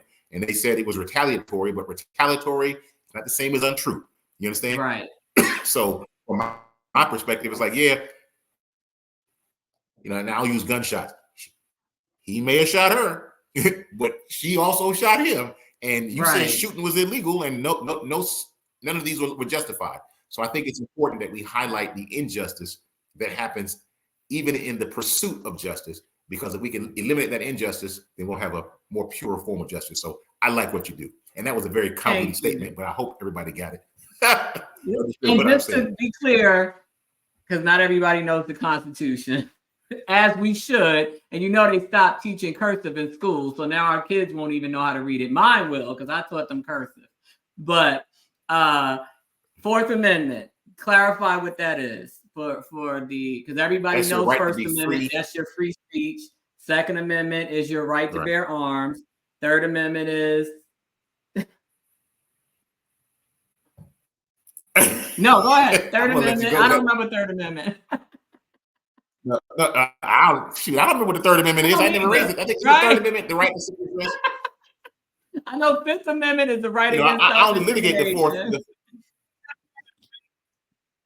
Well, and here's the crazy thing. It is the First Amendment is the right, freedom of speech, but also there shall be no establishment of religion. Hold on. It's coming to me. Third Amendment is not to be required to house soldiers. You know what I'm saying? It's the there's another word for it. Right. That's the third. Yeah. So that's why nobody knows it, because it doesn't apply. Yeah. But the Third Amendment is they can't force you to house the military or something in your house. House the military, the First Amendment is it's like prescription, the conscription. There's a word that I'm just drawing a blank on, but free speech and no establishment of religion. Second Amendment, right to bear arms, as interpreted by the Supreme Court of late. Third Amendment, can't not required to house the military or house soldiers. Fourth Amendment is your right to be free from an unreasonable search and seizure. Has to be an unreasonable search and seizure.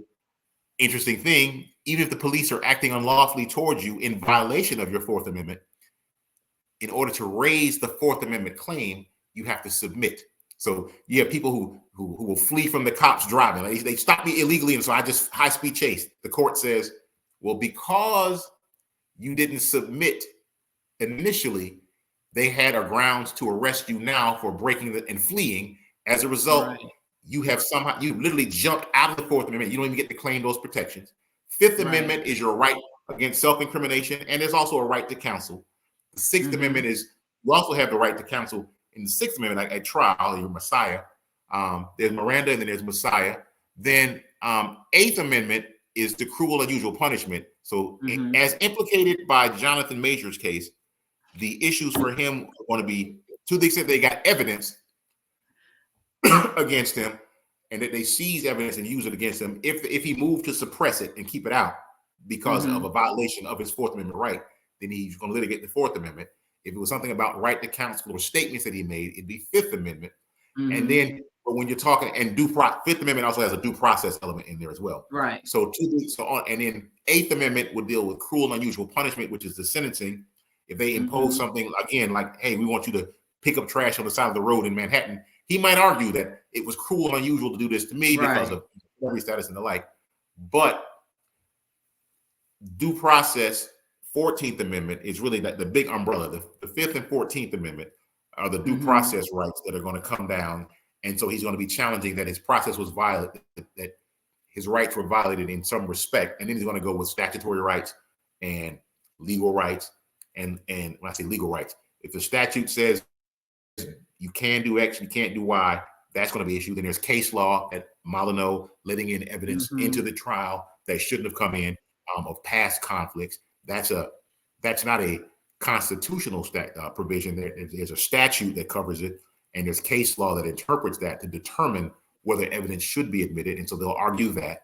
Then he'll argue just evidence stuff. You improperly admitted evidence, and that's going to be coming in under the standard of review. Sometimes is usually like abuse of discretion. The trial court abuses discretion when they admitted this. And then sometimes you can have something that is a violation of your right in terms of admitting evidence, but the court will say, well, it was harmless error.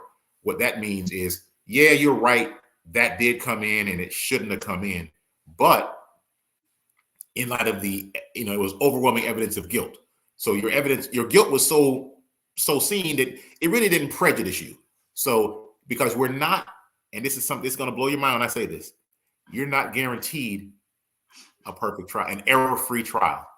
Right. You're not guaranteed an error-free trial. The error cannot be such that it overcomes the presumption that the due process, if you will, that you received proper due process.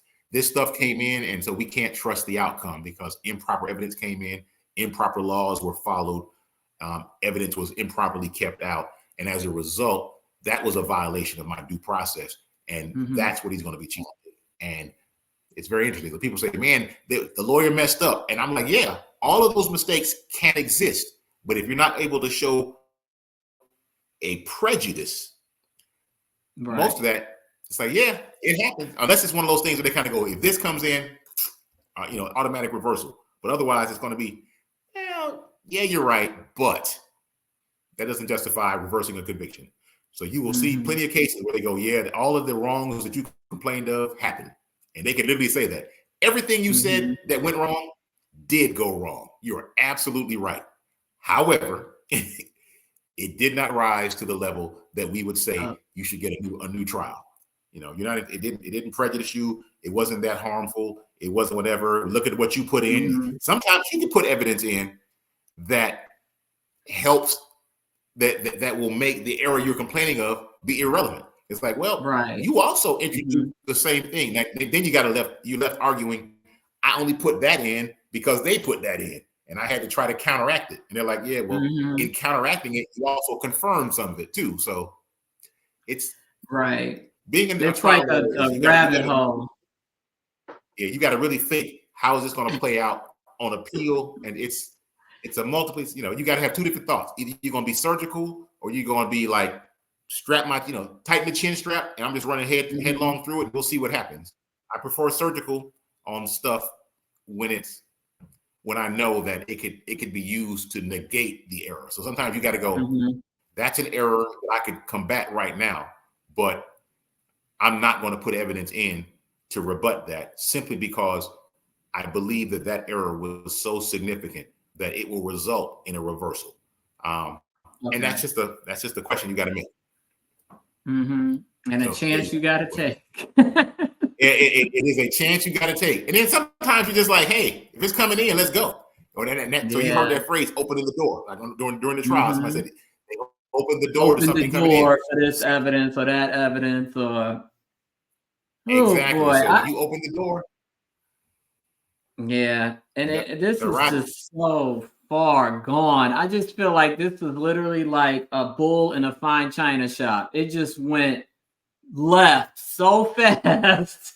Like, I'm just like, how did we get here? I mean, at this point, it doesn't even make sense to try to figure it out. Now it's just like, okay, now what do we do now? What's the next step?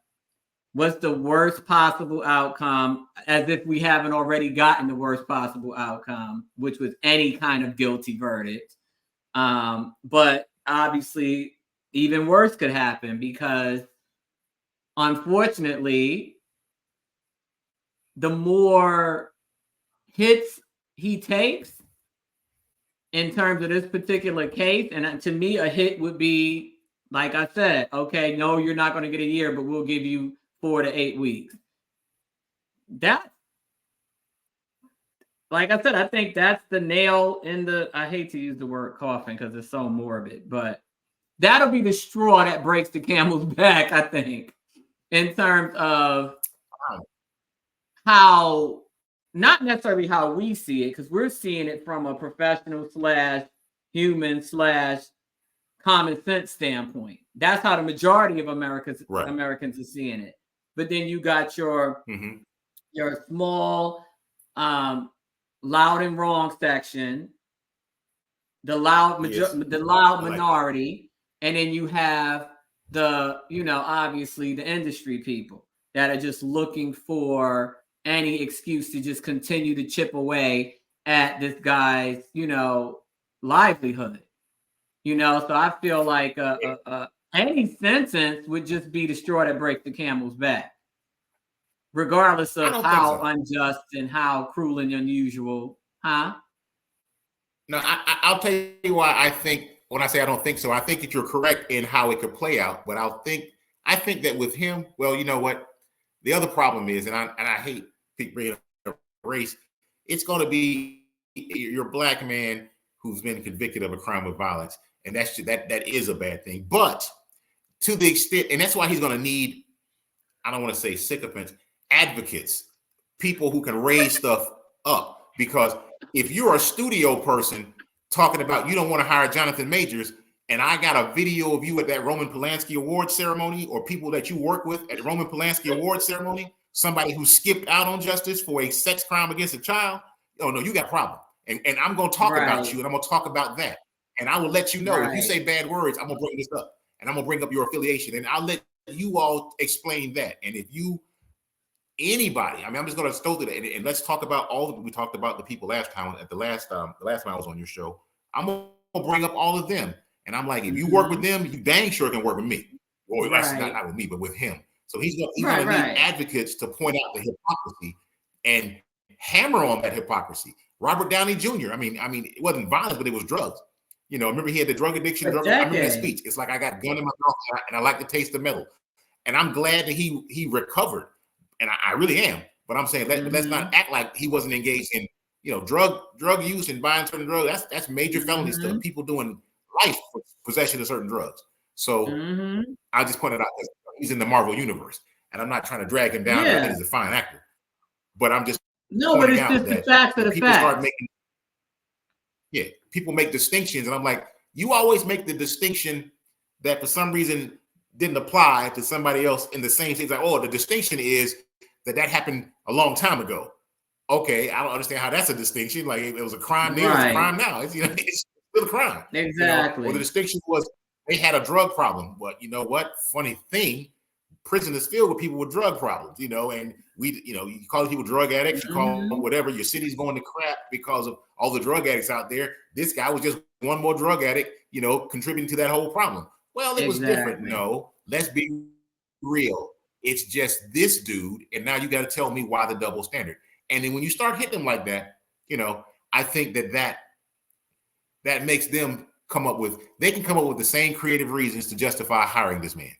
The same simple-minded reasons you said not to hire him because of the vocal minority, or you can come back with, hey, this man is, again, he's redeemed himself. He's worked his way back because America loves a success story.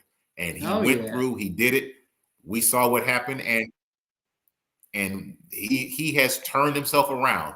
Wherever you think he did, and I know I've been reading, I have a niece who they're like, what about these other women and whatever happened? They were saying it was just a matter of time. I'm like, well, the funny thing is, I don't think he got handcuffs put on the other time. I don't think he got arrested the other time. He hadn't been prosecuted the other time. And where? So don't tell me about other times. Yeah, they never saw the light of day until now. And now it's like, oh, this happened to me too. You know what? Right. I will say this. Something may have happened to you, but it wasn't this. And so you kept your mouth silent up until this. It's like, oh, I just now felt the need. No, I'm sorry. No. You can't tell me. Because at the end of the day, one thing about America and black men, they are not going to wait to bring out the peanut gallery of accusers. They had plenty of time to find these other people and have them testify at trial. Even if it was one of those, evidentiary rules thing where you can't bring up people that's going to talk about prior bad acts.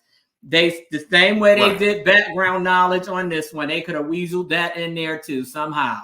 So if these people actually exist, they would have found a way, even if it wasn't during trial, to get their voices heard.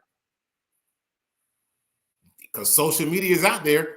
It's out there. Or Twitter, Instagram, all of it is out there. You could have been like, this is my story, America. You could have done that. Right. But it only this is not Bill Cosby to have that story. Yeah, exactly. And I will say this with Bill Cosby. I know his brother, Russell, because I've known Russell for years because his wife was an identical twin to a good friend of the family. Well, they were friends of the family as well. But yeah, it's easy to pile on when somebody's down. It's easy to pile on the further away from, events that could confirm or corroborate. Then it just becomes a matter of the allegations were so terrible that we have to believe them. Or a bunch of people say the same thing. And as I like to say, a lot of people say the same thing, but how long have they been saying that same thing? Right. Because you're saying the same thing today. It was like, oh, well, in the last 2 years, we started saying this happened. Well, I told my best friend 20 years ago. Okay. Did she write that down? She take any action? Right. What y'all got 20 years ago, I think we could text, maybe not 20 years we were texting. You got some email, you got something that shows me what's going on.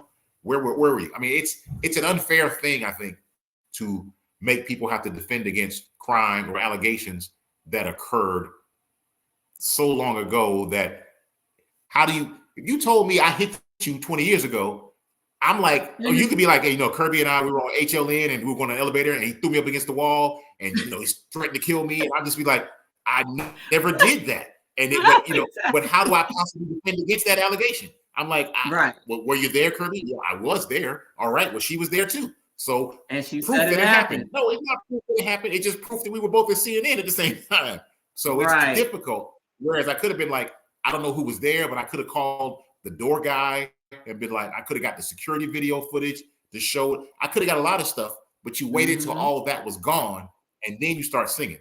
And it's now, it's just because of, I guess, the hypersensitive that are saying, believe them. And I'm like, no, it's the Me Too maniac that just feel like they can do no wrong. You can say and do whatever you want, and people are supposed to just automatically believe you. And at the end of the day, this is a 34-year-old man.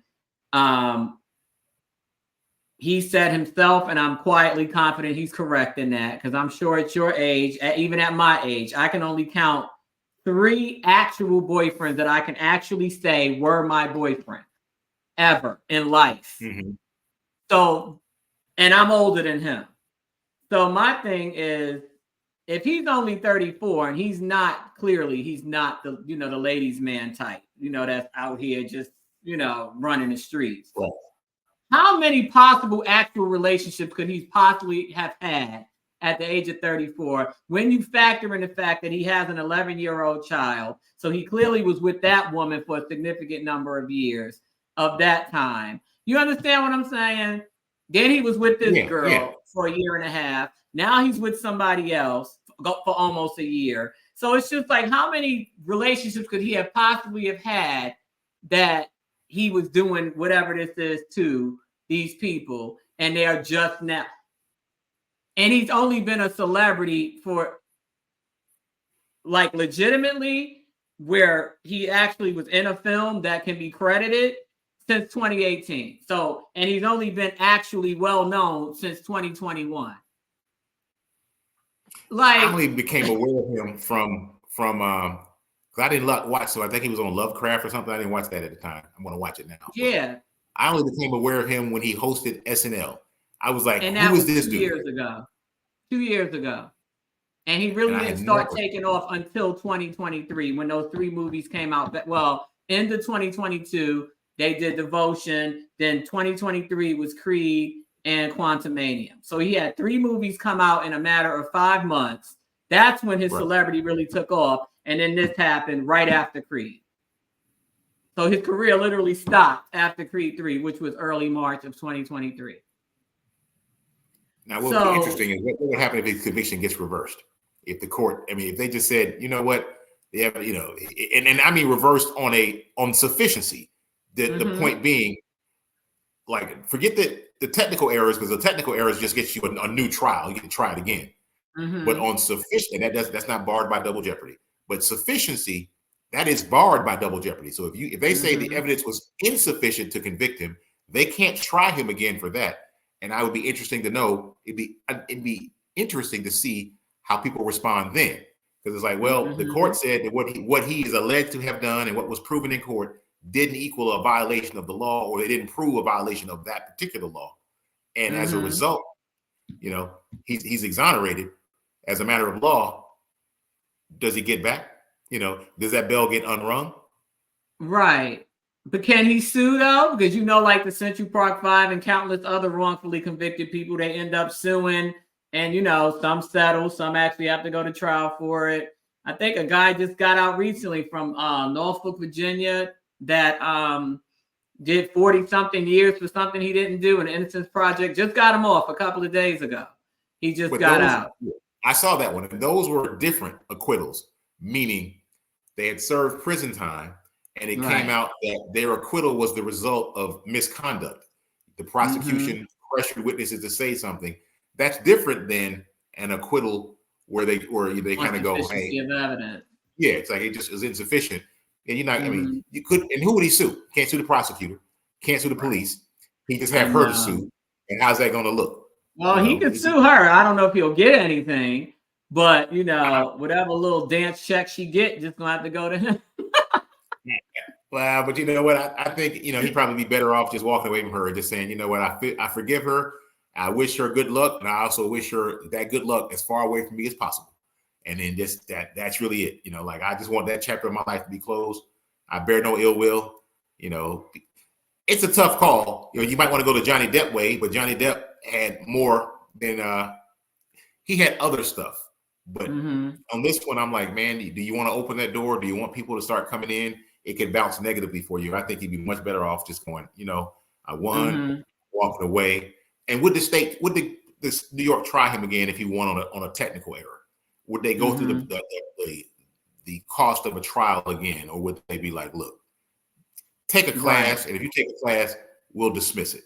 It's like, I'll take that class, you know, but I'll take that class on my own, not telling everybody this is the deal, and then I get the deal too.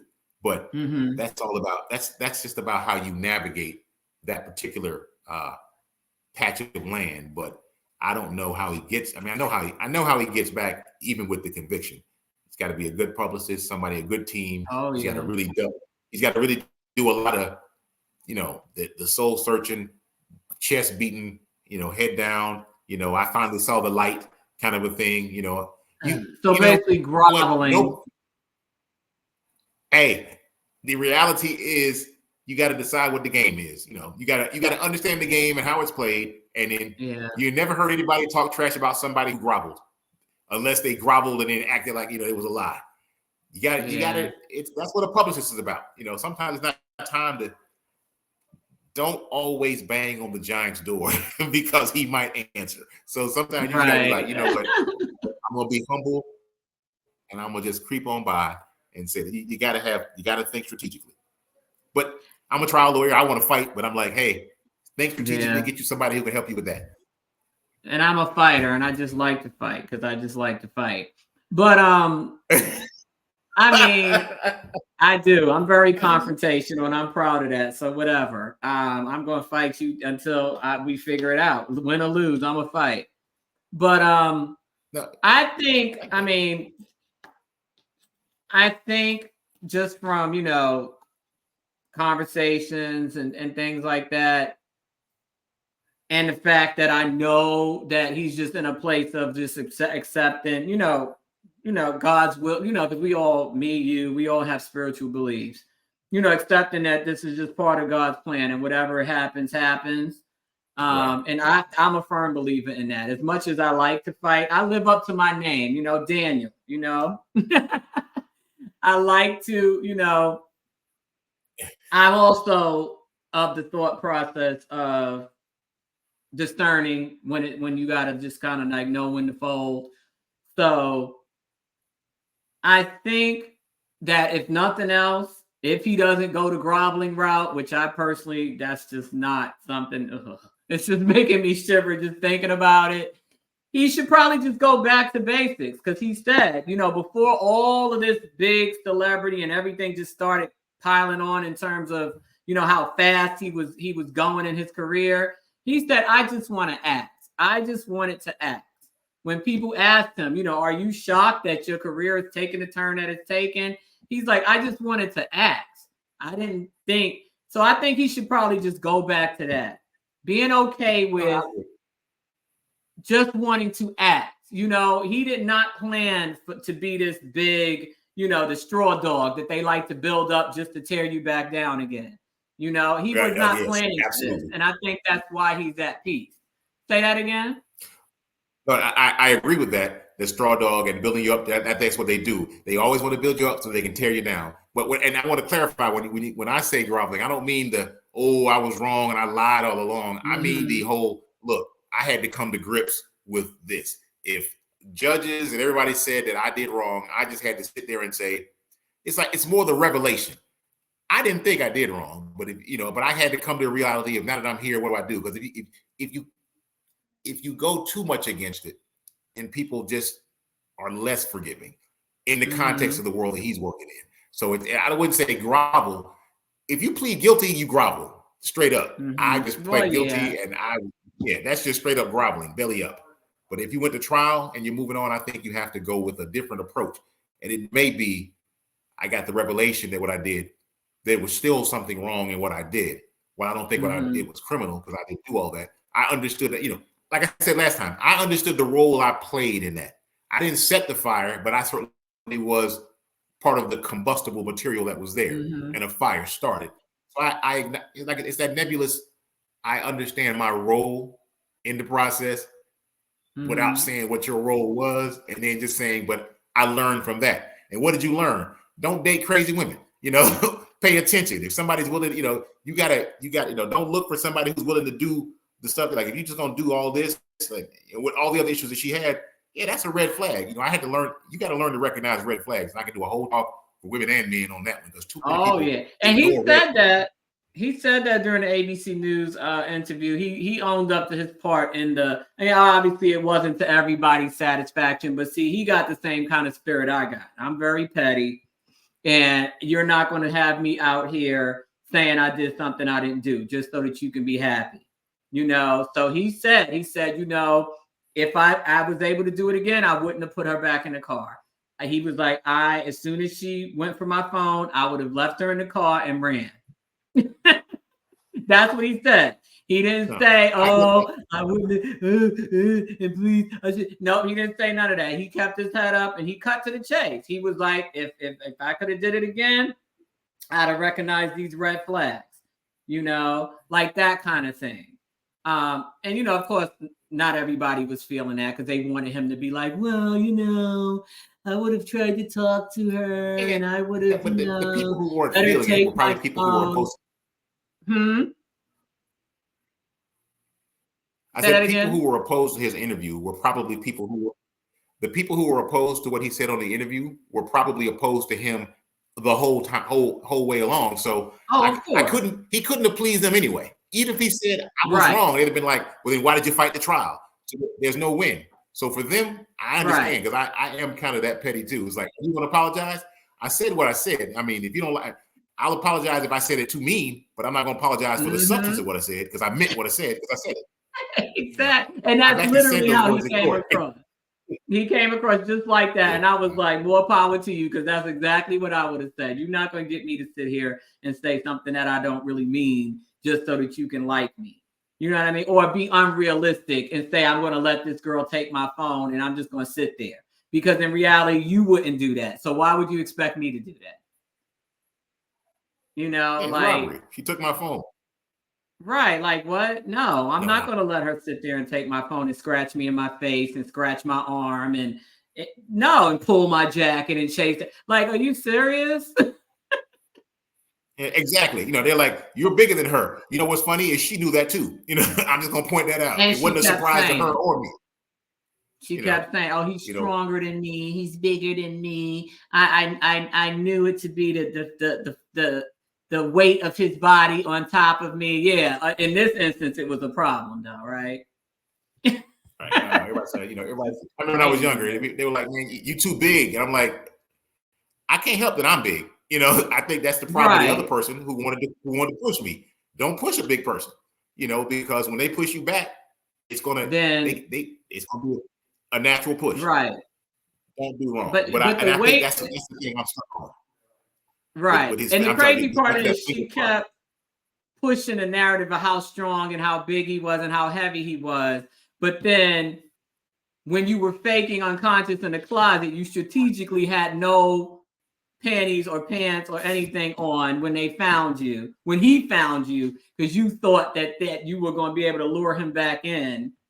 But instead, he called 911.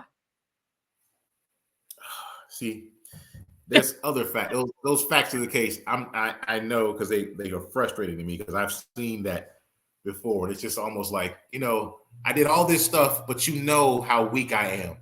I did all this stuff, but I'm just delicate. And it's like, wait a minute.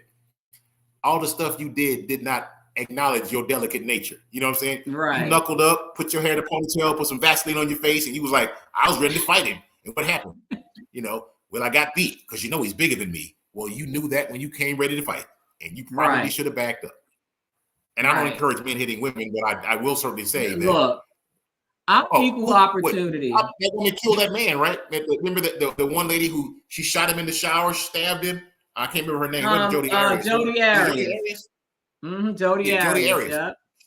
He killed her man. Tiger Woods. What happened? She hit him with a golf club or something like that. I mean, he hit the wreck in his car. I'm just saying, women can kill men. I don't know. People think I'm like, don't think of women as toddlers and men as men. They do all the time. A man and a woman is 6 cops taking out one woman. I mean, I've seen that. So they are a human being fighting and capable of injuring and inflicting damage and killing you just like anybody else. So do not mistake that. There's a trial about to start here in Florida. It's called the what's the name of that stupid platform where people OnlyFans. A Caucasian woman from OnlyFans, she killed her African boyfriend. And she's out. She's out walking around chilling while she waits for her trial. And she stabbed that man to death. I think she stabbed him in the neck, right? But that's what I'm trying to tell you is that people, there's this concept, and I'm like, yeah, but put that concept into reality. And it's not just some guy beating some woman and slapping her around like you see in the movies. It literally is sometimes a fight. Again, I don't encourage it. I don't encourage violence or any of that. But I'm saying you got to look at the whole story because there was a woman, when you look at the whole story, then it's like, I know you don't like that, but you got to recognize it. Like in Georgia, you have a common law right to resist, even violently, an unlawful arrest. So you can fight with the police if what they're doing is unlawful. But people hear that and they go, oh, don't fight with the police because you shouldn't fight with the cops. But the law says in certain circumstances, you can absolutely do it. Now, will they put you on trial for doing it? Yeah. And will you have to raise that defense? Yeah. And people be like, I don't like fighting with the cops. And I oftentimes say this, and when folks say to me, violence is not the answer, I respond, well, doesn't that depend on the question? Because you don't know what the question is. What would you resort to if somebody wanted to come in your house and kill your family? I would resort to violence. So violence can definitely be the answer. But don't get me being philosophical. I'm not the lawyer advocating violence or cross-gender violence, but I do recognize it. This is real talk, though. This is real talk, and it's reality. Gender aside, race aside, human nature is going to always prevail. Your innate, instinctual need to protect yourself is going to always supersede any societal taboos. And that's just life. And I'm not going to sit here and say, oh, Kirby, you're 6'4", 260 pounds. You should stand there and let this woman beat on you just because of that. Absolutely not. You knock her out, and then we deal with the consequences later. Or I'll knock her out for you, and then we'll deal with the consequences later. Ain't nobody going to sit here and allow themselves to be abused and or murdered just because of gender or race. That's not going to happen. Yeah. Ever. I agree. In my house, anyway. Balance the law. You got to follow the law. Because I once knew a guy who was charged with a crime, and he said, his girlfriend did certain things, and I took out my box cutter, did what I had to do. And I was like, well, no, you didn't need a box cutter to do what you had to do. Mm-hmm. What you had to do was to get her off you. You didn't. So you got to do everything within the legal framework. So and that's the thing. Some people go, I take this as an act of violence. Like, no. The law spells out what you can do and under what circumstances. Mm-hmm. If you stay within that, you're reasonably close to being okay, and you have a really good chance of walking away without any consequences at all. But it's when you go beyond that. Like, had he just met her down the street and just was just pow, pow, pow, then you'd be like, bruh, that was unnecessary. No, we can't, right. We can't support that, son. Yeah, she grabbed me from behind. No, she grabbed you from behind, but it didn't entitle you to just Sean Connery her, because he said, Sean Connery said, a woman needs a good slap every now and then or something like that. So like, you just couldn't just start slapping. It was, and by the way, and I point that out just to point out that people say, oh, I can't believe he said that, but you know whose movies you can still watch and who we mourn? And I like the guy, Sean Connery. Right. But he actually said, sometimes you got to give her a slap. And I'm like, what? And nobody thought anything of it. Because we're in this last maybe 5 years, we've been in this era of everybody has to have it. What do you call it? It's like an outrage era. We're in the outrage era. Stuff that nobody even thought twice about. Now it's just you'll spend 4 or 5 days debating about it on social media until the next outrage comes up. So it's You're right. It's a never-ending vicious cycle of nonsense. Popular. It has to be popular outrage, meaning the thing that you're outraged about has to be the thing that people are popularity-wise is properly outraged. You know what I'm saying? Because what I always find interesting is nobody's ever outraged enough to do anything about certain things that happen. It's like, hey, there's a double standard of justice for rich and for poor, for black and for for minorities and others. Well, we got to think about this. I'm like, oh, so it's not outrage, it's contemplation. But that's where the selective outrage comes from. Yeah, it's very selective. And it's usually tied to the top 3 that you're going to get the most blowback on are women issues, anti-Semitic issues, and LGBT. Those are the top 3. Everything else depends. We got to see. Let me look at it. Let me think about it. But other than those are the top 3. If it's not in one of those 3 categories, nobody's gonna really have much to say about it. Or if they do, it'll kind of fall by the wayside within a few days. And that's another reason why I'm keeping this particular issue going.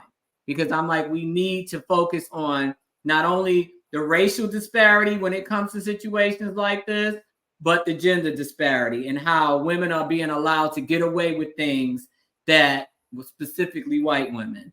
That if I was in the same exact situation, if I was Grace Jabari, Jonathan would be right back in his role as King the Conqueror. They wouldn't have even considered getting rid of him. Did she ask because black women are aggressive, black women are angry. Did she ask that this charge be dismissed, or like she didn't want to go forward, or was she really pressing this prosecution? She wasn't pressing the prosecution. The state was, because now New York is like Georgia. At one point, New York was, and I've witnessed it for myself in my own, growing up in my own household with domestic violence. The cops come, whether there's probable cause or not, she could have two black eyes. And if she says, I don't want to press charges, the cops would leave and it's like nothing happened. Now, New York is like Georgia, where if they see you with the two black eyes, I don't care that you don't want to press charges. We're going to press charges. So they were going to press charges regardless because she had the finger and the thing behind the ear when the cops showed up. But then it also becomes the disposition part, where she could have been like, you know what, let him get anger management, or you know, like was there some other I'm just curious as to whether, because I get the going forward, because I too have, as a prosecutor, I used to do that. Be like, I don't care that you want to drop the charges. You know, half of the women that get killed in America, you know, at the time, I learned it now, but they dropped the charges. I talked to women who dropped the charges and have been murdered by their guy. I used to make women sign a form, and I would show them the pictures of this woman who was beaten to death by her boyfriend that she didn't think would kill her. And I would write out, he's probably going to kill you. I would write everything as I said it was going to happen. I said, now you sign off on that so that when he kills you and they come to interview me on the news, I'll say you knew.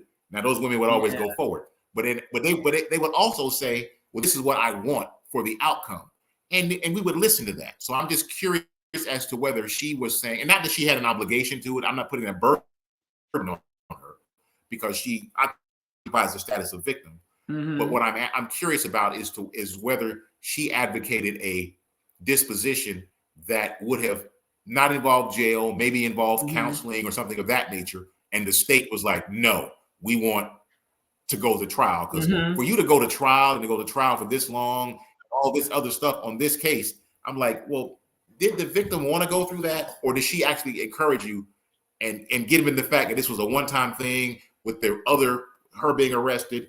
Was this one that you could have exercised your discretion like you have done before towards a pretrial diversion type disposition? And again, she had no obligation to do that, but it'd be on the prosecutor to do that. Now, I will say this. There was a text that came out shortly after the arrest that she sent to Jonathan.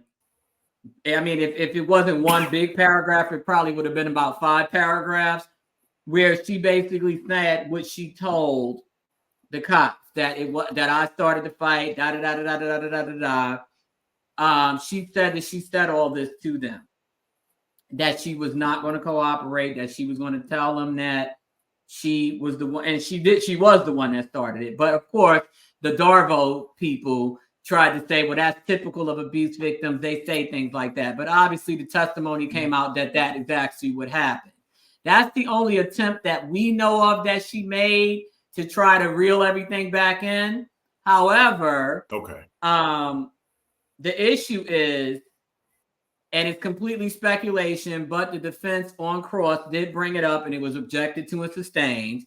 But I'm feeling like that's what happened, that in order for her to avoid being charged and prosecuted for what she did to him, she cooperated. Then if that didn't come out, that would be an error. It's under Giglio, because you have to give impeaching information. And so if a witness cooperates because they want to obtain a favorable outcome on a case that they have, you got to divulge that, which is why I think the prosecution opted. See, I think the prosecutor said, we're not going to charge her because they didn't want to have that to be the conversation. Although in Georgia, just the fact that it's pending and you could be charged is still something that should come in. But I was curious about that. And as to the decision-making process that resulted in us getting to where we are. But like I said, that's the only thing that came out. Well, first of all, the judge wouldn't even allow her to be called victim during the trial. They were told to call her the complainant. They could not call her victim. So we can't even go with the, don't blame the victim thing, because she ain't no damn victim. She started the fight and got away with it, basically. Yeah, that's what they call them in New York. I do that here in Georgia. Huh? I remember when I was in New York, we could only call the other person the complainant, meaning they're just the complaining witness. And they're not the victim because their status as victim hasn't been determined yet. Until you convict them, they're not a victim. He wasn't a victim. She was the aggressor and the only one that got away with it. So whatever. Yes. And that's what I'm saying is that the prosecution had an angle and they played it right. I'm just telling you that. They just said, we're going to not charge her so that we don't ever have to say that we didn't charge her in order to make her testify. And here are the reasons why. But if they had charged her, they would have had to have the issue of Fifth Amendment and all the other stuff. So they just made a flat election to prosecute him. And my question has always still been, and has not been answered satisfactorily yet. If that's the fact, and you see how the fight started, and you see everything from start, roughly from start to finish, how do you pick this guy out of the two? You either pick them both or you let them both go. Let them both go. And that's what it should have happened based on, what you said about that whole impeaching and, they should have just both been let go, or both without involving a court and a jury been given, okay, now you got to do community service. You got to do community service. You got to, you know what I'm saying? And then we'll let you both go. You know what you should do? And I'm just giving you this. I don't know what the answer is going to be. An open records request or freedom of information request for the file as it relates to their conversations or with the police department about them not going forward. Like I want to see, I would love to know what emails, what memos, what notes someone took down, what voicemails. I would love to know, and what the file says. Like, we decided not to prosecute. They could have just written down retaliatory, but they might have also put something in there that reflected that they didn't do it because of an improper election. I'd be curious as to that. And that is available because they didn't prosecute her. Right. You didn't look. You might uncover something really good. Because the police department, you can do a Freedom of Information Act or open records, we call it. Yeah, they have a whole website. That's how, well, not we, but that's how another content creator got the transcript. I mean, she had to pay for those. But there are a couple of requests that she has out there that I don't think she's going to be able to get information on because a lot of it is sealed, I guess, pending the appeal. I don't know. Because, some stuff they can't release. It's something that's going to be used as evidence again. I don't know. The sealing might keep the stuff said excluded, but or kept from public view as to why they didn't prosecute her. But I think it'd be worthwhile going because if you made a valid decision, because it would be very bad for the woman is entitled to because they decided not to go forward.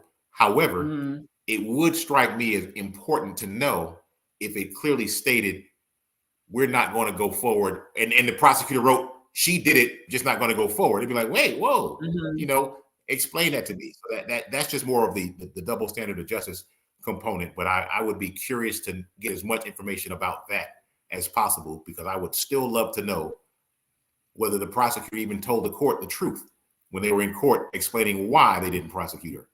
And it's like, well, the only way I'll know whether you tell me the truth now is if you show me the documents. Anyhow.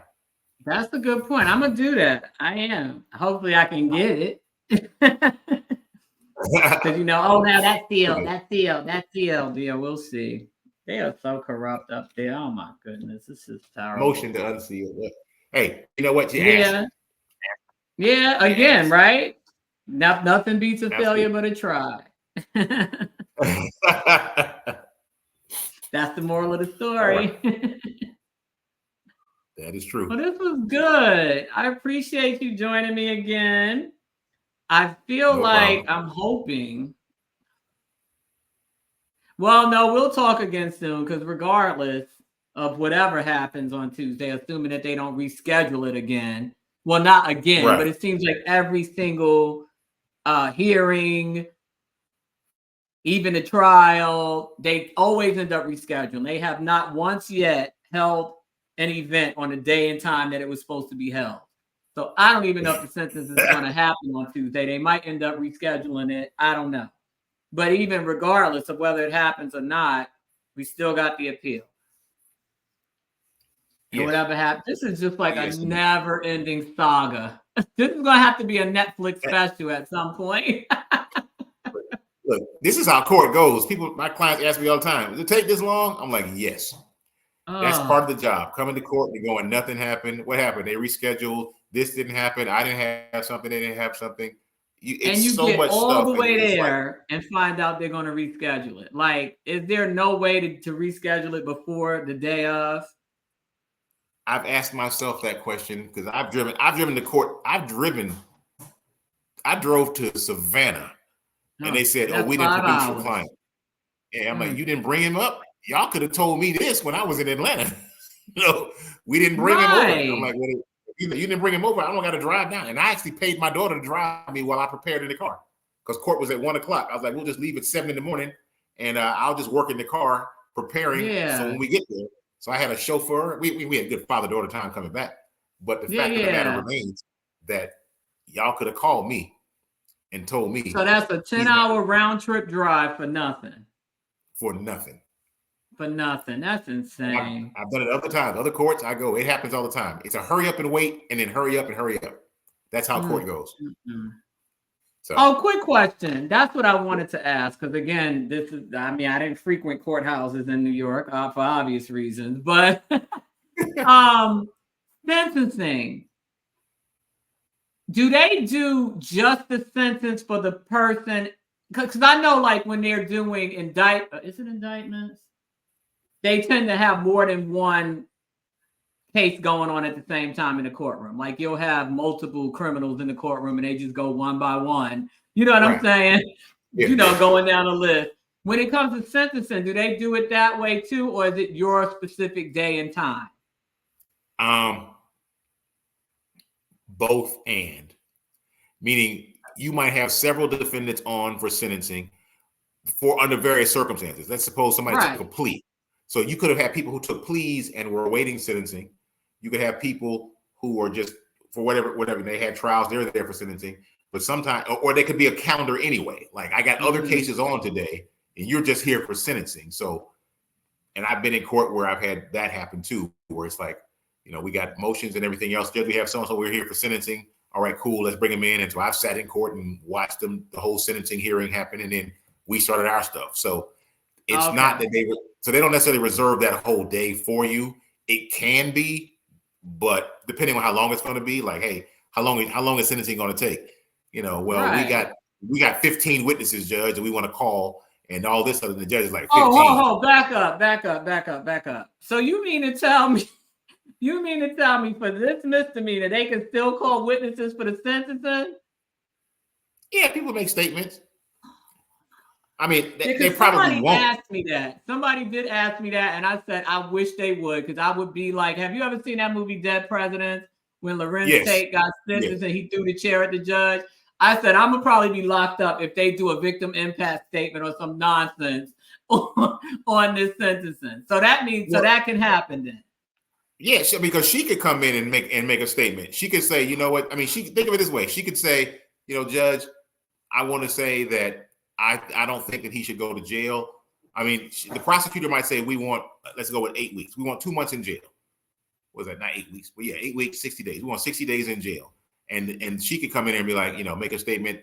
Or they might say, well, I spoke to the victim and she says X, Y, and Z, and she doesn't want sentencing. And then he's going to he could testify. Does he want to make a statement? No, but we'd like to bring somebody else here for the court to consider. It's not necessarily, it's not an adversarial proceeding then, or it's cross-examination. It's more of just statements made. So like an impact statement or something to say, oh, he's such a wonderful person. He doesn't deserve what a misdemeanor though. 3rd degree. My God. Hey, but you know what? From his perspective, we went through a long trial, publicity. Right. So I want some people to come in here and testify who might or make statements who might not say anything relative to not evidence, but just, hey, look, I've seen how this has impacted him. Character evidence, impact evidence. Hey, this is how this has impacted him. I've seen he's changed, man. I mean, you never know. Sometimes you got to give and this is insider. I'm gonna give you some real insider information. sometimes you got to give the judge something to hang their hat on to do what they're going to do what you want. The prosecutor might give the judge something where the judge goes, well, I heard this, so that justifies this harsher sentence. And the other side is from the defense perspective. We'd like to give you this, judge, and the judge, that way it doesn't look like the judge just making up his own reasons. It's like, well, you know what? You've had people come. You've seen those cases where you hear like somebody was convicted of rape or some serious charge, and the judge gave them, community service or something. You're like, everyone's like, that's outrageous. The judge, usually the judge didn't just sit there and be like, community service. There's probably some statements being made. It's here's his coach or letter from his coach, or the lawyer sums it up. Judge, he volunteers for this. He does all this thing. He's never had any problems in life. And you lay it out there. So you give enough information so that the judge can kind of go, this was aberrational. And, that's kind of what when you get that, you're like, yeah, I'm good now. This seemed to be out of character for the defendant. Nonetheless, we do have to punish him, but I have to understand and recognize that, this is not his character. And he's really spent a lot of time doing that. And then it goes your way. You get the bounce. Or the prosecution puts her in and she says, it's terrible. I lie awake at night. I still am scared. She says the obligatory stuff. And the judge is like, we can't minimize the impact it's had on this young lady's life. And so I sentence you more harshly. So everybody's trying to give the judge something to hang their hat on. And so I'm always in favor of putting something forth other than just, unless you have a negotiated plea, I want people to talk. And if you don't want to hear them all, I had a bit of one where I had 15 people in the courtroom. I got 15 people here, Judge, who are prepared to say, this is actually for a bond hearing, who are prepared and they've written letters and they're prepared to testify under oath or just proffer to the court. I'll tell you what they're going to say, and I'll just have them stand up when I speak for what they're saying. And then I was like, they're going to say he's whatever. He's a good guy, volunteers with kids, and has really been a changed man. Yeah, and that would be Pastor Johnson, his 6th grade teacher or whatever. And then they'll stand. Could y'all stand up, please? Yeah, did I represent what you said correctly? Yes. All right, have a seat. And you just do that, and you're just kind of you're the lawyer talking, but you have the people there to kind of just put a face with the concept. And then so you give the judge something to hang his hat on. Okay, and then the last thing, because you did say something that you reminded me to ask about. Because I did ask you that when we were texting. So in lieu of having people making impact statements to try to help him get a lighter sentence, you said a negotiated plea. I think I did ask you that. I feel like I asked you something along the lines of, can they, prior to sentencing, go to the DA and strike up, for lack of a better term, a deal like, okay, look, sentencing is Tuesday, today's Friday. We're okay with accepting this, and this as the sentence. Is that something that's done? The only thing that can, that phrase your mom told you, the only way to defeat, can't is to try. Nothing beats a failure but a try. Yes, that is the way to do it. So yeah, well, one, sometimes you can go in there and say, all right, look, but it's going to involve usually a waiver of the right to appeal, because right now he has a right to appeal. Oh, so right. You go in there so you'll go in there and you'll be like, hey, look, we got everything. I see what y'all did. We're going to appeal. But would you agree? And can we go to court at this point? You kind of talk and just say, would you be willing to do X, Y, and Z? And then, yeah, you can work a deal out with the prosecutor at sentencing. But if you do that, it's going to involve a waiver of a right to appeal. And the court has to agree, because even on a negotiated plea, it's if the court says I'm not accepting it, I've seen judges reject pleas before. So sometimes it might just be a matter of, a meeting in chambers. Hey, Your Honor, we've talked about it. And, this is how it would kind of go in my head. Mr. Majors, he's prepared to admit to the court, that he did what X, Y, and Z, and that he was out of whatever. And we're going to take the B misdemeanor, the violation. So in exchange for the violation and whatever else it is, he's going to waive his right to appeal. And this matter will end here if the court does that. And it's like, okay, well, if you're going to do that, cool. So there is all kind of ways. I mean, and that's sometimes the sentencing memo kind of lets you know, or and I'm sure they've talked to the prosecutor. You know, it's like, what are you looking at on this case? I'm looking at, prosecutor be like, I'm looking at 6 months. I don't see 6 months on this case. I do see 6 months on this case. Well, we're gonna have to fight it out in front of the judge. Yeah. Okay, so if he does that, see, that's where I'm getting a little that waiving the right to appeal. But is there an option that, okay, if I waive my right to appeal, then that means I don't have to do anything, no community service, no fine, no anger management, no nothing. I can just bounce, or do I still have to do something? It's whatever y'all come to an agreement to that the court accepts. That's literally the answer. Is if the court agree, if you all agree and the judge will accept it, and it's legal. I mean, it has to be legal. Meaning, what I mean by that is, and I just don't recall in New York, and so if you're a New York person who's looking at the law, I just don't recall. And I understand it's been over 20 years. But if you, if the law says that there has to be an appeal and that there can be no post conviction pre-sentencing negotiation, then you can't do it. But I don't recall that provision being there. And I can certainly see someone saying, rather than going through an appeal, why don't we do the following? You've won. We're going to do the appeal. And the prosecutor might be, all right, cool. The prosecutor might be like, I don't care. I won. And so it's a much tougher thing to get done, because they're like, why would I give up my win? You're going to have to work. The odds are in my favor that it'll be affirmed on appeal. So why would I give up that?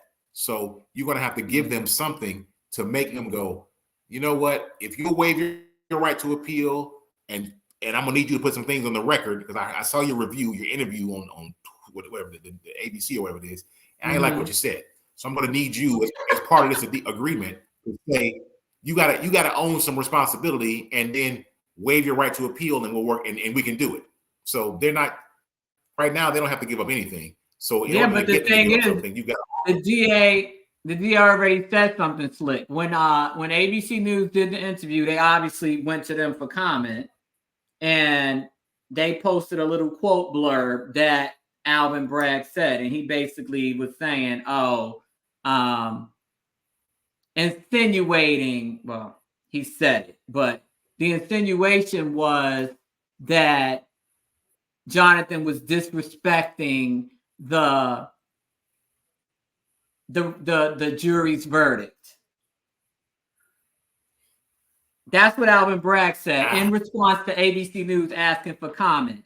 So Bragg, he's on one.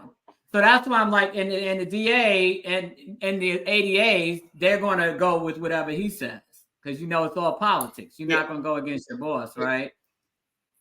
No, they never go against your boss. But I'm going to say this: disrespecting the jury's verdict is BS. Meaning, number one, the defendant tried the case. Number two, the jury didn't convict him of everything y'all brought. So number three, when prosecutors lose, they'll say it like this: well, we have to respect the jury's verdict. Okay, saying it like that is still a disrespect of the jury's verdict, because you're really going like this: we disagree. We don't know how those fools acquitted this guy, but we have to respect it. Well, no, you have no other choice. So that's like me saying, I have to respect being black. Bro, you ain't got no other choice. You a black man, so you can't tell me you gotta respect being a black man. That's just what happened. Secondly, all this tort reform that goes around the country, and they say juries are runaway juries. I'm like, so what is it? They get it right when they convict people, but they get it wrong when they award money. It's still juries. So don't tell me that you that you disrespected the jury when you got tort reform and you're claiming that runaway. No, don't give me that crap. But again, that as me being a deal maker, because I'm like, the fight you win is the one you don't have. I feel like the ability to I see his whole thing, but I think that if you were to make a deal, it would have to be something that addresses that. That's why I told you my client attended some classes. He did whatever. The victim's on board. He will say some words that he's not going to give a full-throated "I was wrong," but he's going to say words that give validity to the outcome.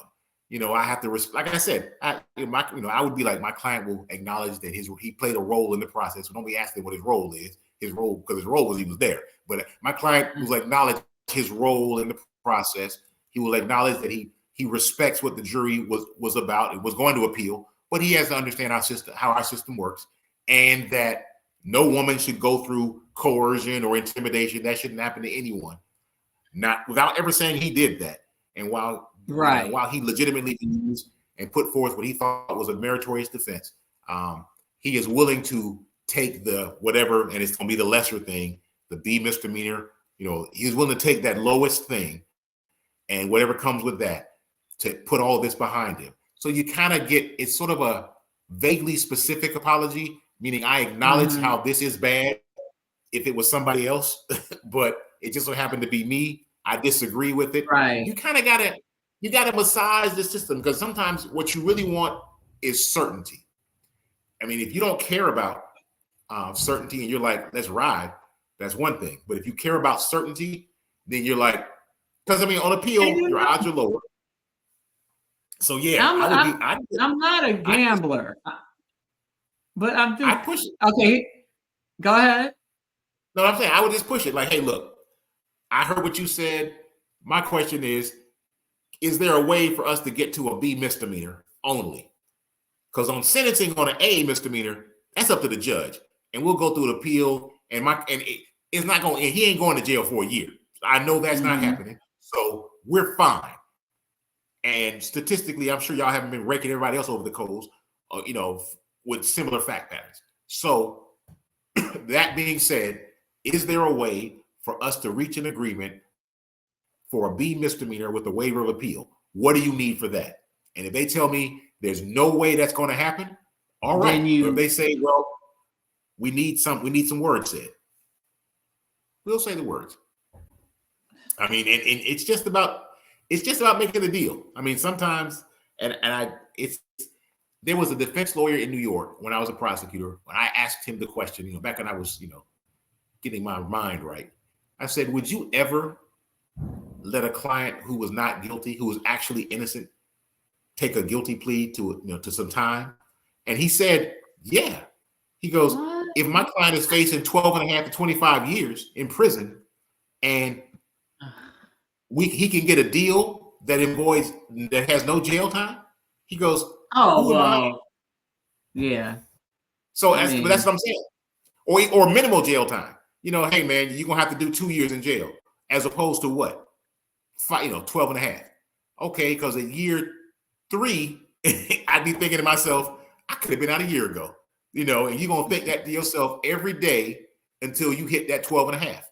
So the realities are, I mean, they'll get to the inequities of the justice system. But I'll just simply say, if there's a way to get to a B misdemeanor and waive appeal with some words said, I would be like, I'll take that deal. Yeah.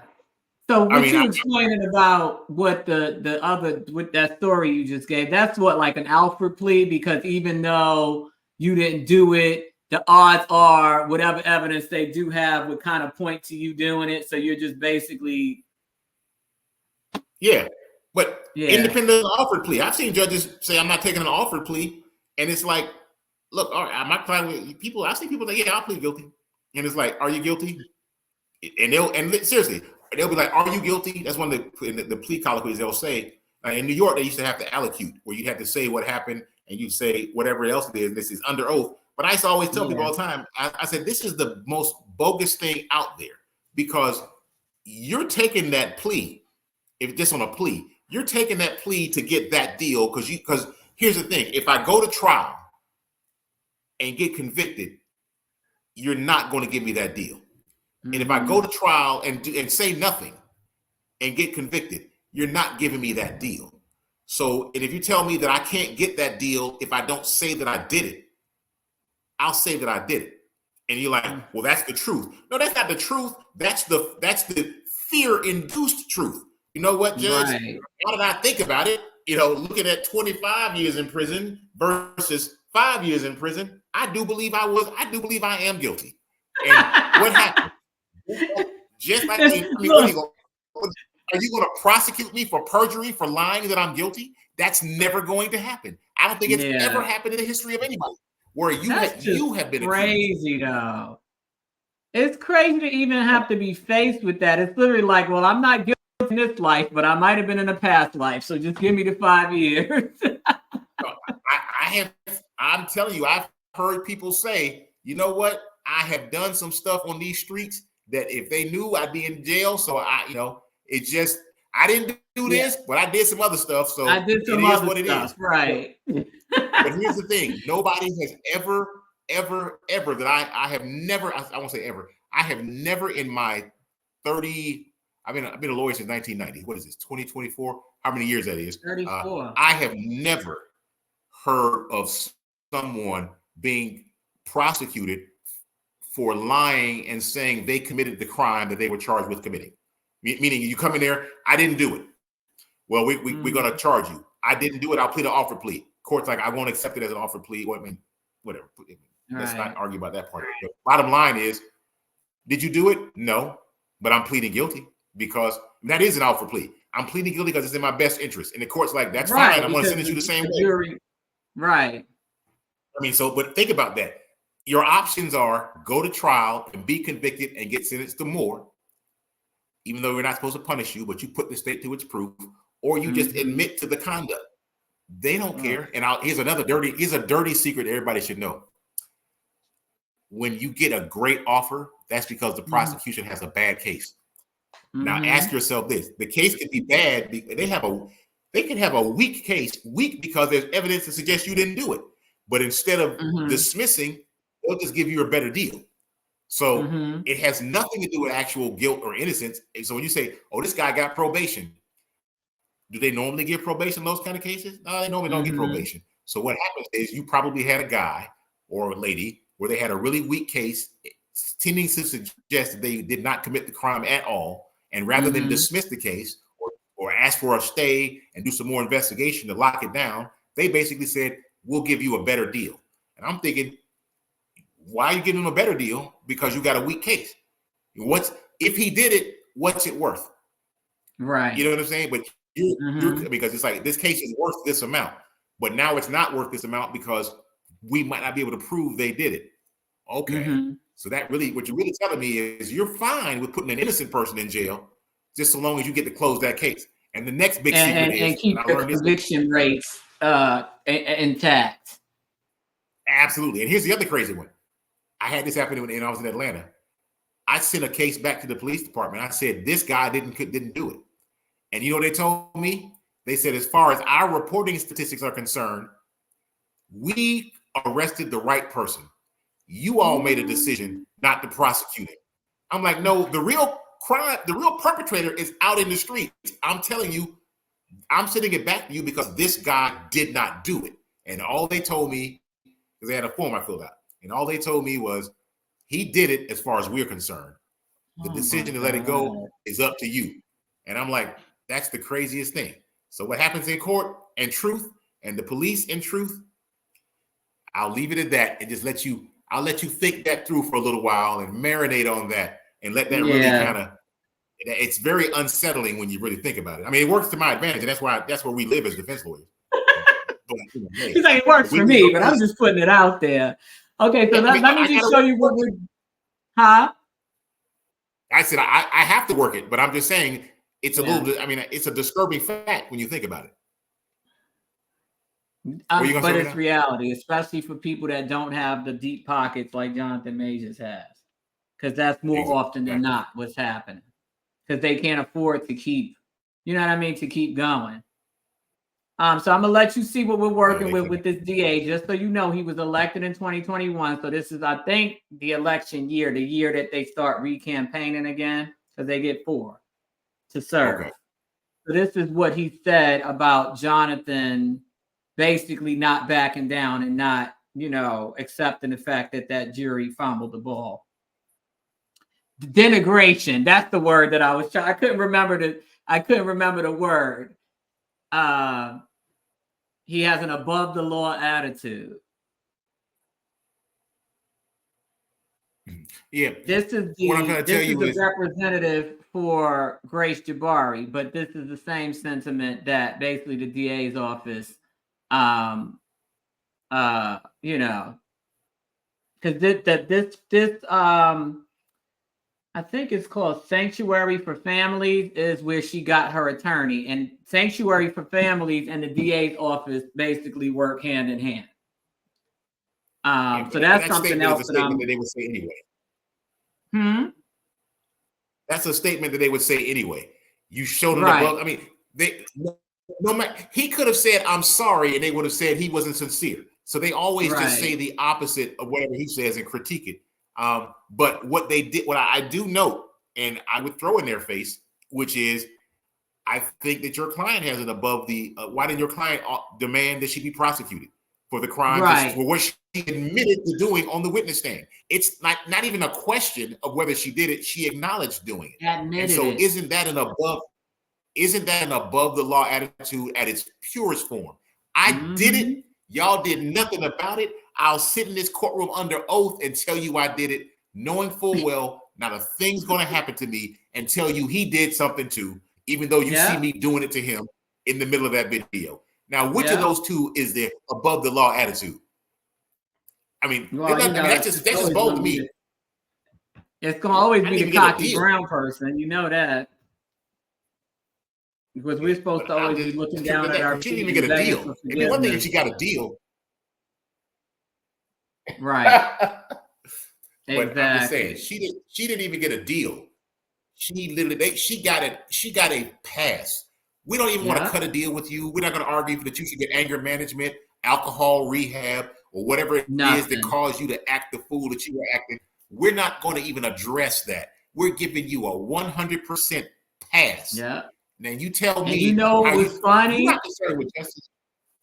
Yeah. You know it was hilarious because this is the normal protocol. The treating ER physician at Bellevue, he was the one that said they gave her that the alcohol type what is it called? It's the test that they give you to determine if you're an alcoholic. They gave it to her 3 different times in the 3-hour time span she was in the psych ER. She failed it 3 times. And they asked the treating physician, well, what is the normal, did you refer her out to help? Nope. And that's the normal protocol. You fail that test 3 times in a row in a 3-hour span, and they don't refer you out to alcohol treatment. That's the system. That's what I'm trying to tell you. When you look at it and you have, and this is the point I say all the time, you can't do injustice in the name of justice. And so I don't understand what's happening there. So, and I'm not saying that, I'm not even saying that he should not have gone through a trial. Because if you think that he did it, that's what you do. You put somebody on trial. I get it. Right. That's our process. But for you to do that and to give her a pass and then have her to admit it in court, and you're like, okay, you're not even rethinking the past. You don't have to use her testimony against her. You can just be like, we know you did it. We just don't charge you. Now that you've actually confessed to it and it's not even a question, we can't even argue retaliatory, like you've erased all that for us. All right, you know what? We think there needs to be some justice done for you as well. Or something has to happen. Whether you do a pre-trial, something. I'm not saying convict her or make her plead guilty, but if you do nothing, literally nothing, that's a level of pass that I'm just like, wow, that's not even a get out of jail free card. That's a don't go to jail. That's called the privilege card. Oh my God. On that one, I'm gonna have to agree with you. They actually sell them on Amazon. It's called the white privilege card. It looks like a little credit card, and the expiration date is it's a lifetime. It doesn't expire. It doesn't expire, but I just defy anybody to find me a case where somebody can admit committing criminal conduct. And I get it when they get a deal, because if you get a deal, you got to cooperate and we'll let it go. You earned that. But if you just give them a pass, I'm like, hey, like, how do you get a pass? I like one of those. because I got, there's a person or two I like to go out there and slap upside the head, and right. I just need a pass. Here's Kirby's pass. Just need the white privilege card. Don't leave home without it. Put that right next to your Amex, because that's the top two cards you're gonna need in life. That is true. I will need someone need something, or I'm gonna need some friends from high school to come with me. Okay, just craziness, absolute craziness. But this was another good episode, everybody. So make sure y'all pay attention, because the second half was like probably the best half, because we got a lot of good information in that. Obviously, Kirby will be back because we still have the sentencing. Hopefully, it actually happens on Tuesday. And he brought up some good points. It might not just be, us hearing the judge say, okay, here's the deal. This is what you get. It might turn into a whole nother trial 2.0 where we have, victim impact statements or, people vouching for his character. So if that's the case, then there's more theatrics to be had. So we will be back talking about that. And then obviously, if they do file appeal, we got to come back and talk about that. So this is just going to probably be a lifetime appointment for me. So I'll be here for a while, at least for another few months until that appeal term ends. So you'll probably see me to at least June. But thanks, Kirby. I appreciate you again, as usual. Thanks for coming and helping us out. And let me see if I can share this screen. Once again, you can find, hold on, let me get the correct screen. You can find Kirby in Atlanta. Let's see, here we go. It's right here at the Clements Law Group in Atlanta. This is the website. The phone number is up here at the top. So give him a call. The website address, let me just see if I can pull that up, because I got like 900 screens opened over here. I got a Google profile. You click on my Google profile too. Yeah, okay. First, let me find the page that I was just on. Okay. All right, law group. All right, here we go. Oh gosh, I got this thing zoomed in so big because of the thing. There we go. Is this correct? Yeah, the 35 right there, the 3524 Habersham and North Lake. Yeah, Habersham, North Lake. Yeah, so this is it right here. Oh shoot, hold on. Yeah, this is it right here on in Google. That's the website, that first hit that comes up, ClementsLawGroup.com. And then here on the I guess that's your right side of your screen, that's the address, 3524 Habersham at North Lake Road in Tucker. And there's Kirby right there on Avo, his Avo profile. Oh, look, I got stuff on there. I'm looking, I'm like, what? Where yeah, that come from? What?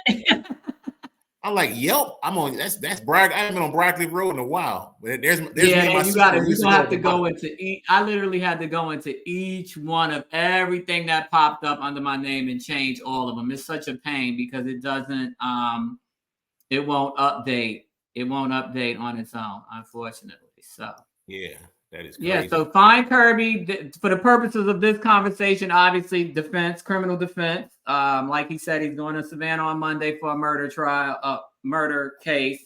But they also have personal injury. Like he said, the last time we spoke, he also deals with consumer debt defense. So that would cover things like car repos. What foreclosures too, right? Like no, I do car repo when they sue you, and I do if you get sued by a collection agency, I defend those cases, and I sue collection agency. Yeah. Okay. So that kind of thing. So like when you say sued by collection agency, you mean like let's say you owe Citibank and they freeze up your bank account. Right. You owe Citibank, and then they send it to a collection agency, and the collection agency sues you because you 9 out of 10 times. Right, 9.9 out of 10 times, they will not have all the documents they need to win the case. But if Citibank sues you, Citibank is gonna have their stuff. That's what I call the original creditor. But once they sell it, I'm like, hey, you came with a bunch, but you don't have enough, as they say. But in the car repos, I don't care who's using a car repo. I handle those. Okay, Good. So, but make sure. So now, is this before or after they snatched the car out of the driveway? After. This is long after. They done snatched it out, sold it at auction, and they're coming after you for the balance. So you call Kirby after they snatch your car out of the driveway at 10 o'clock at night. Man, listen, I had a house guest, just real quick before we go. I had a house. Now, this is in Conyers, Georgia. Now, you know, Conyers was now, it's still pretty semi-rural. It's more like DeKalb County now, but it was definitely more rural back then because I was on the Newton County border. And 10:30 at night, and I lived in a neighborhood that only had about 50 houses, and I was down a steep hill in the neighborhood at the very back of the neighborhood, so it was dark. I actually had to have what's the name of that power company? It wasn't Georgia Power, it was the other one. Install a lamp, a street lamp in front of my house because it was so dark back there. And Snapping Shoals, that's who did it. And one night, 10:30 at night, because we had the side driveway, so my master bedroom faced the driveway. I see flashlights, and I'm like, oh my God, I'm gonna have to shoot somebody. So I'm like scrambling, looking for my gun, you know, like what's going on? This was a house guest we had. Flashlight, 10 o'clock at night. So there was our two cars parked in the driveway, my cousin's car, and then this guest car. And they're just looking in everybody's window, and I'm peeking through the blinds, and I'm like, who the heck is that in the driveway? So I open the garage because the garage is facing the driveway. And I'm like, you do know you almost died tonight, right? I said, what are you doing? Why are you here? Oh, we're coming to get, so why are you looking in my car? That's not the car. So they came to take the car. This was 10:30 at night. Meanwhile, the car had been there all day. So I'm just saying that to say, don't kill the repo guy, because I almost did. And wait until that happens before you call Kirby. That was my point in that story. Exactly. Yeah, don't shoot the repo man. You can tell him no, but don't shoot him. Don't shoot the repo man, because it wasn't even my car. I thought it was somebody breaking into the car, trying to break into my house. But yeah, that does happen. So they will possibly come at 10 o'clock at night on a Tuesday while you're trying to sleep. But yeah, thank you, Kirby. I appreciate you. And we'll talk again. No problem. Thank you. In the very near future. Okay. All right. All right. Talk to you later.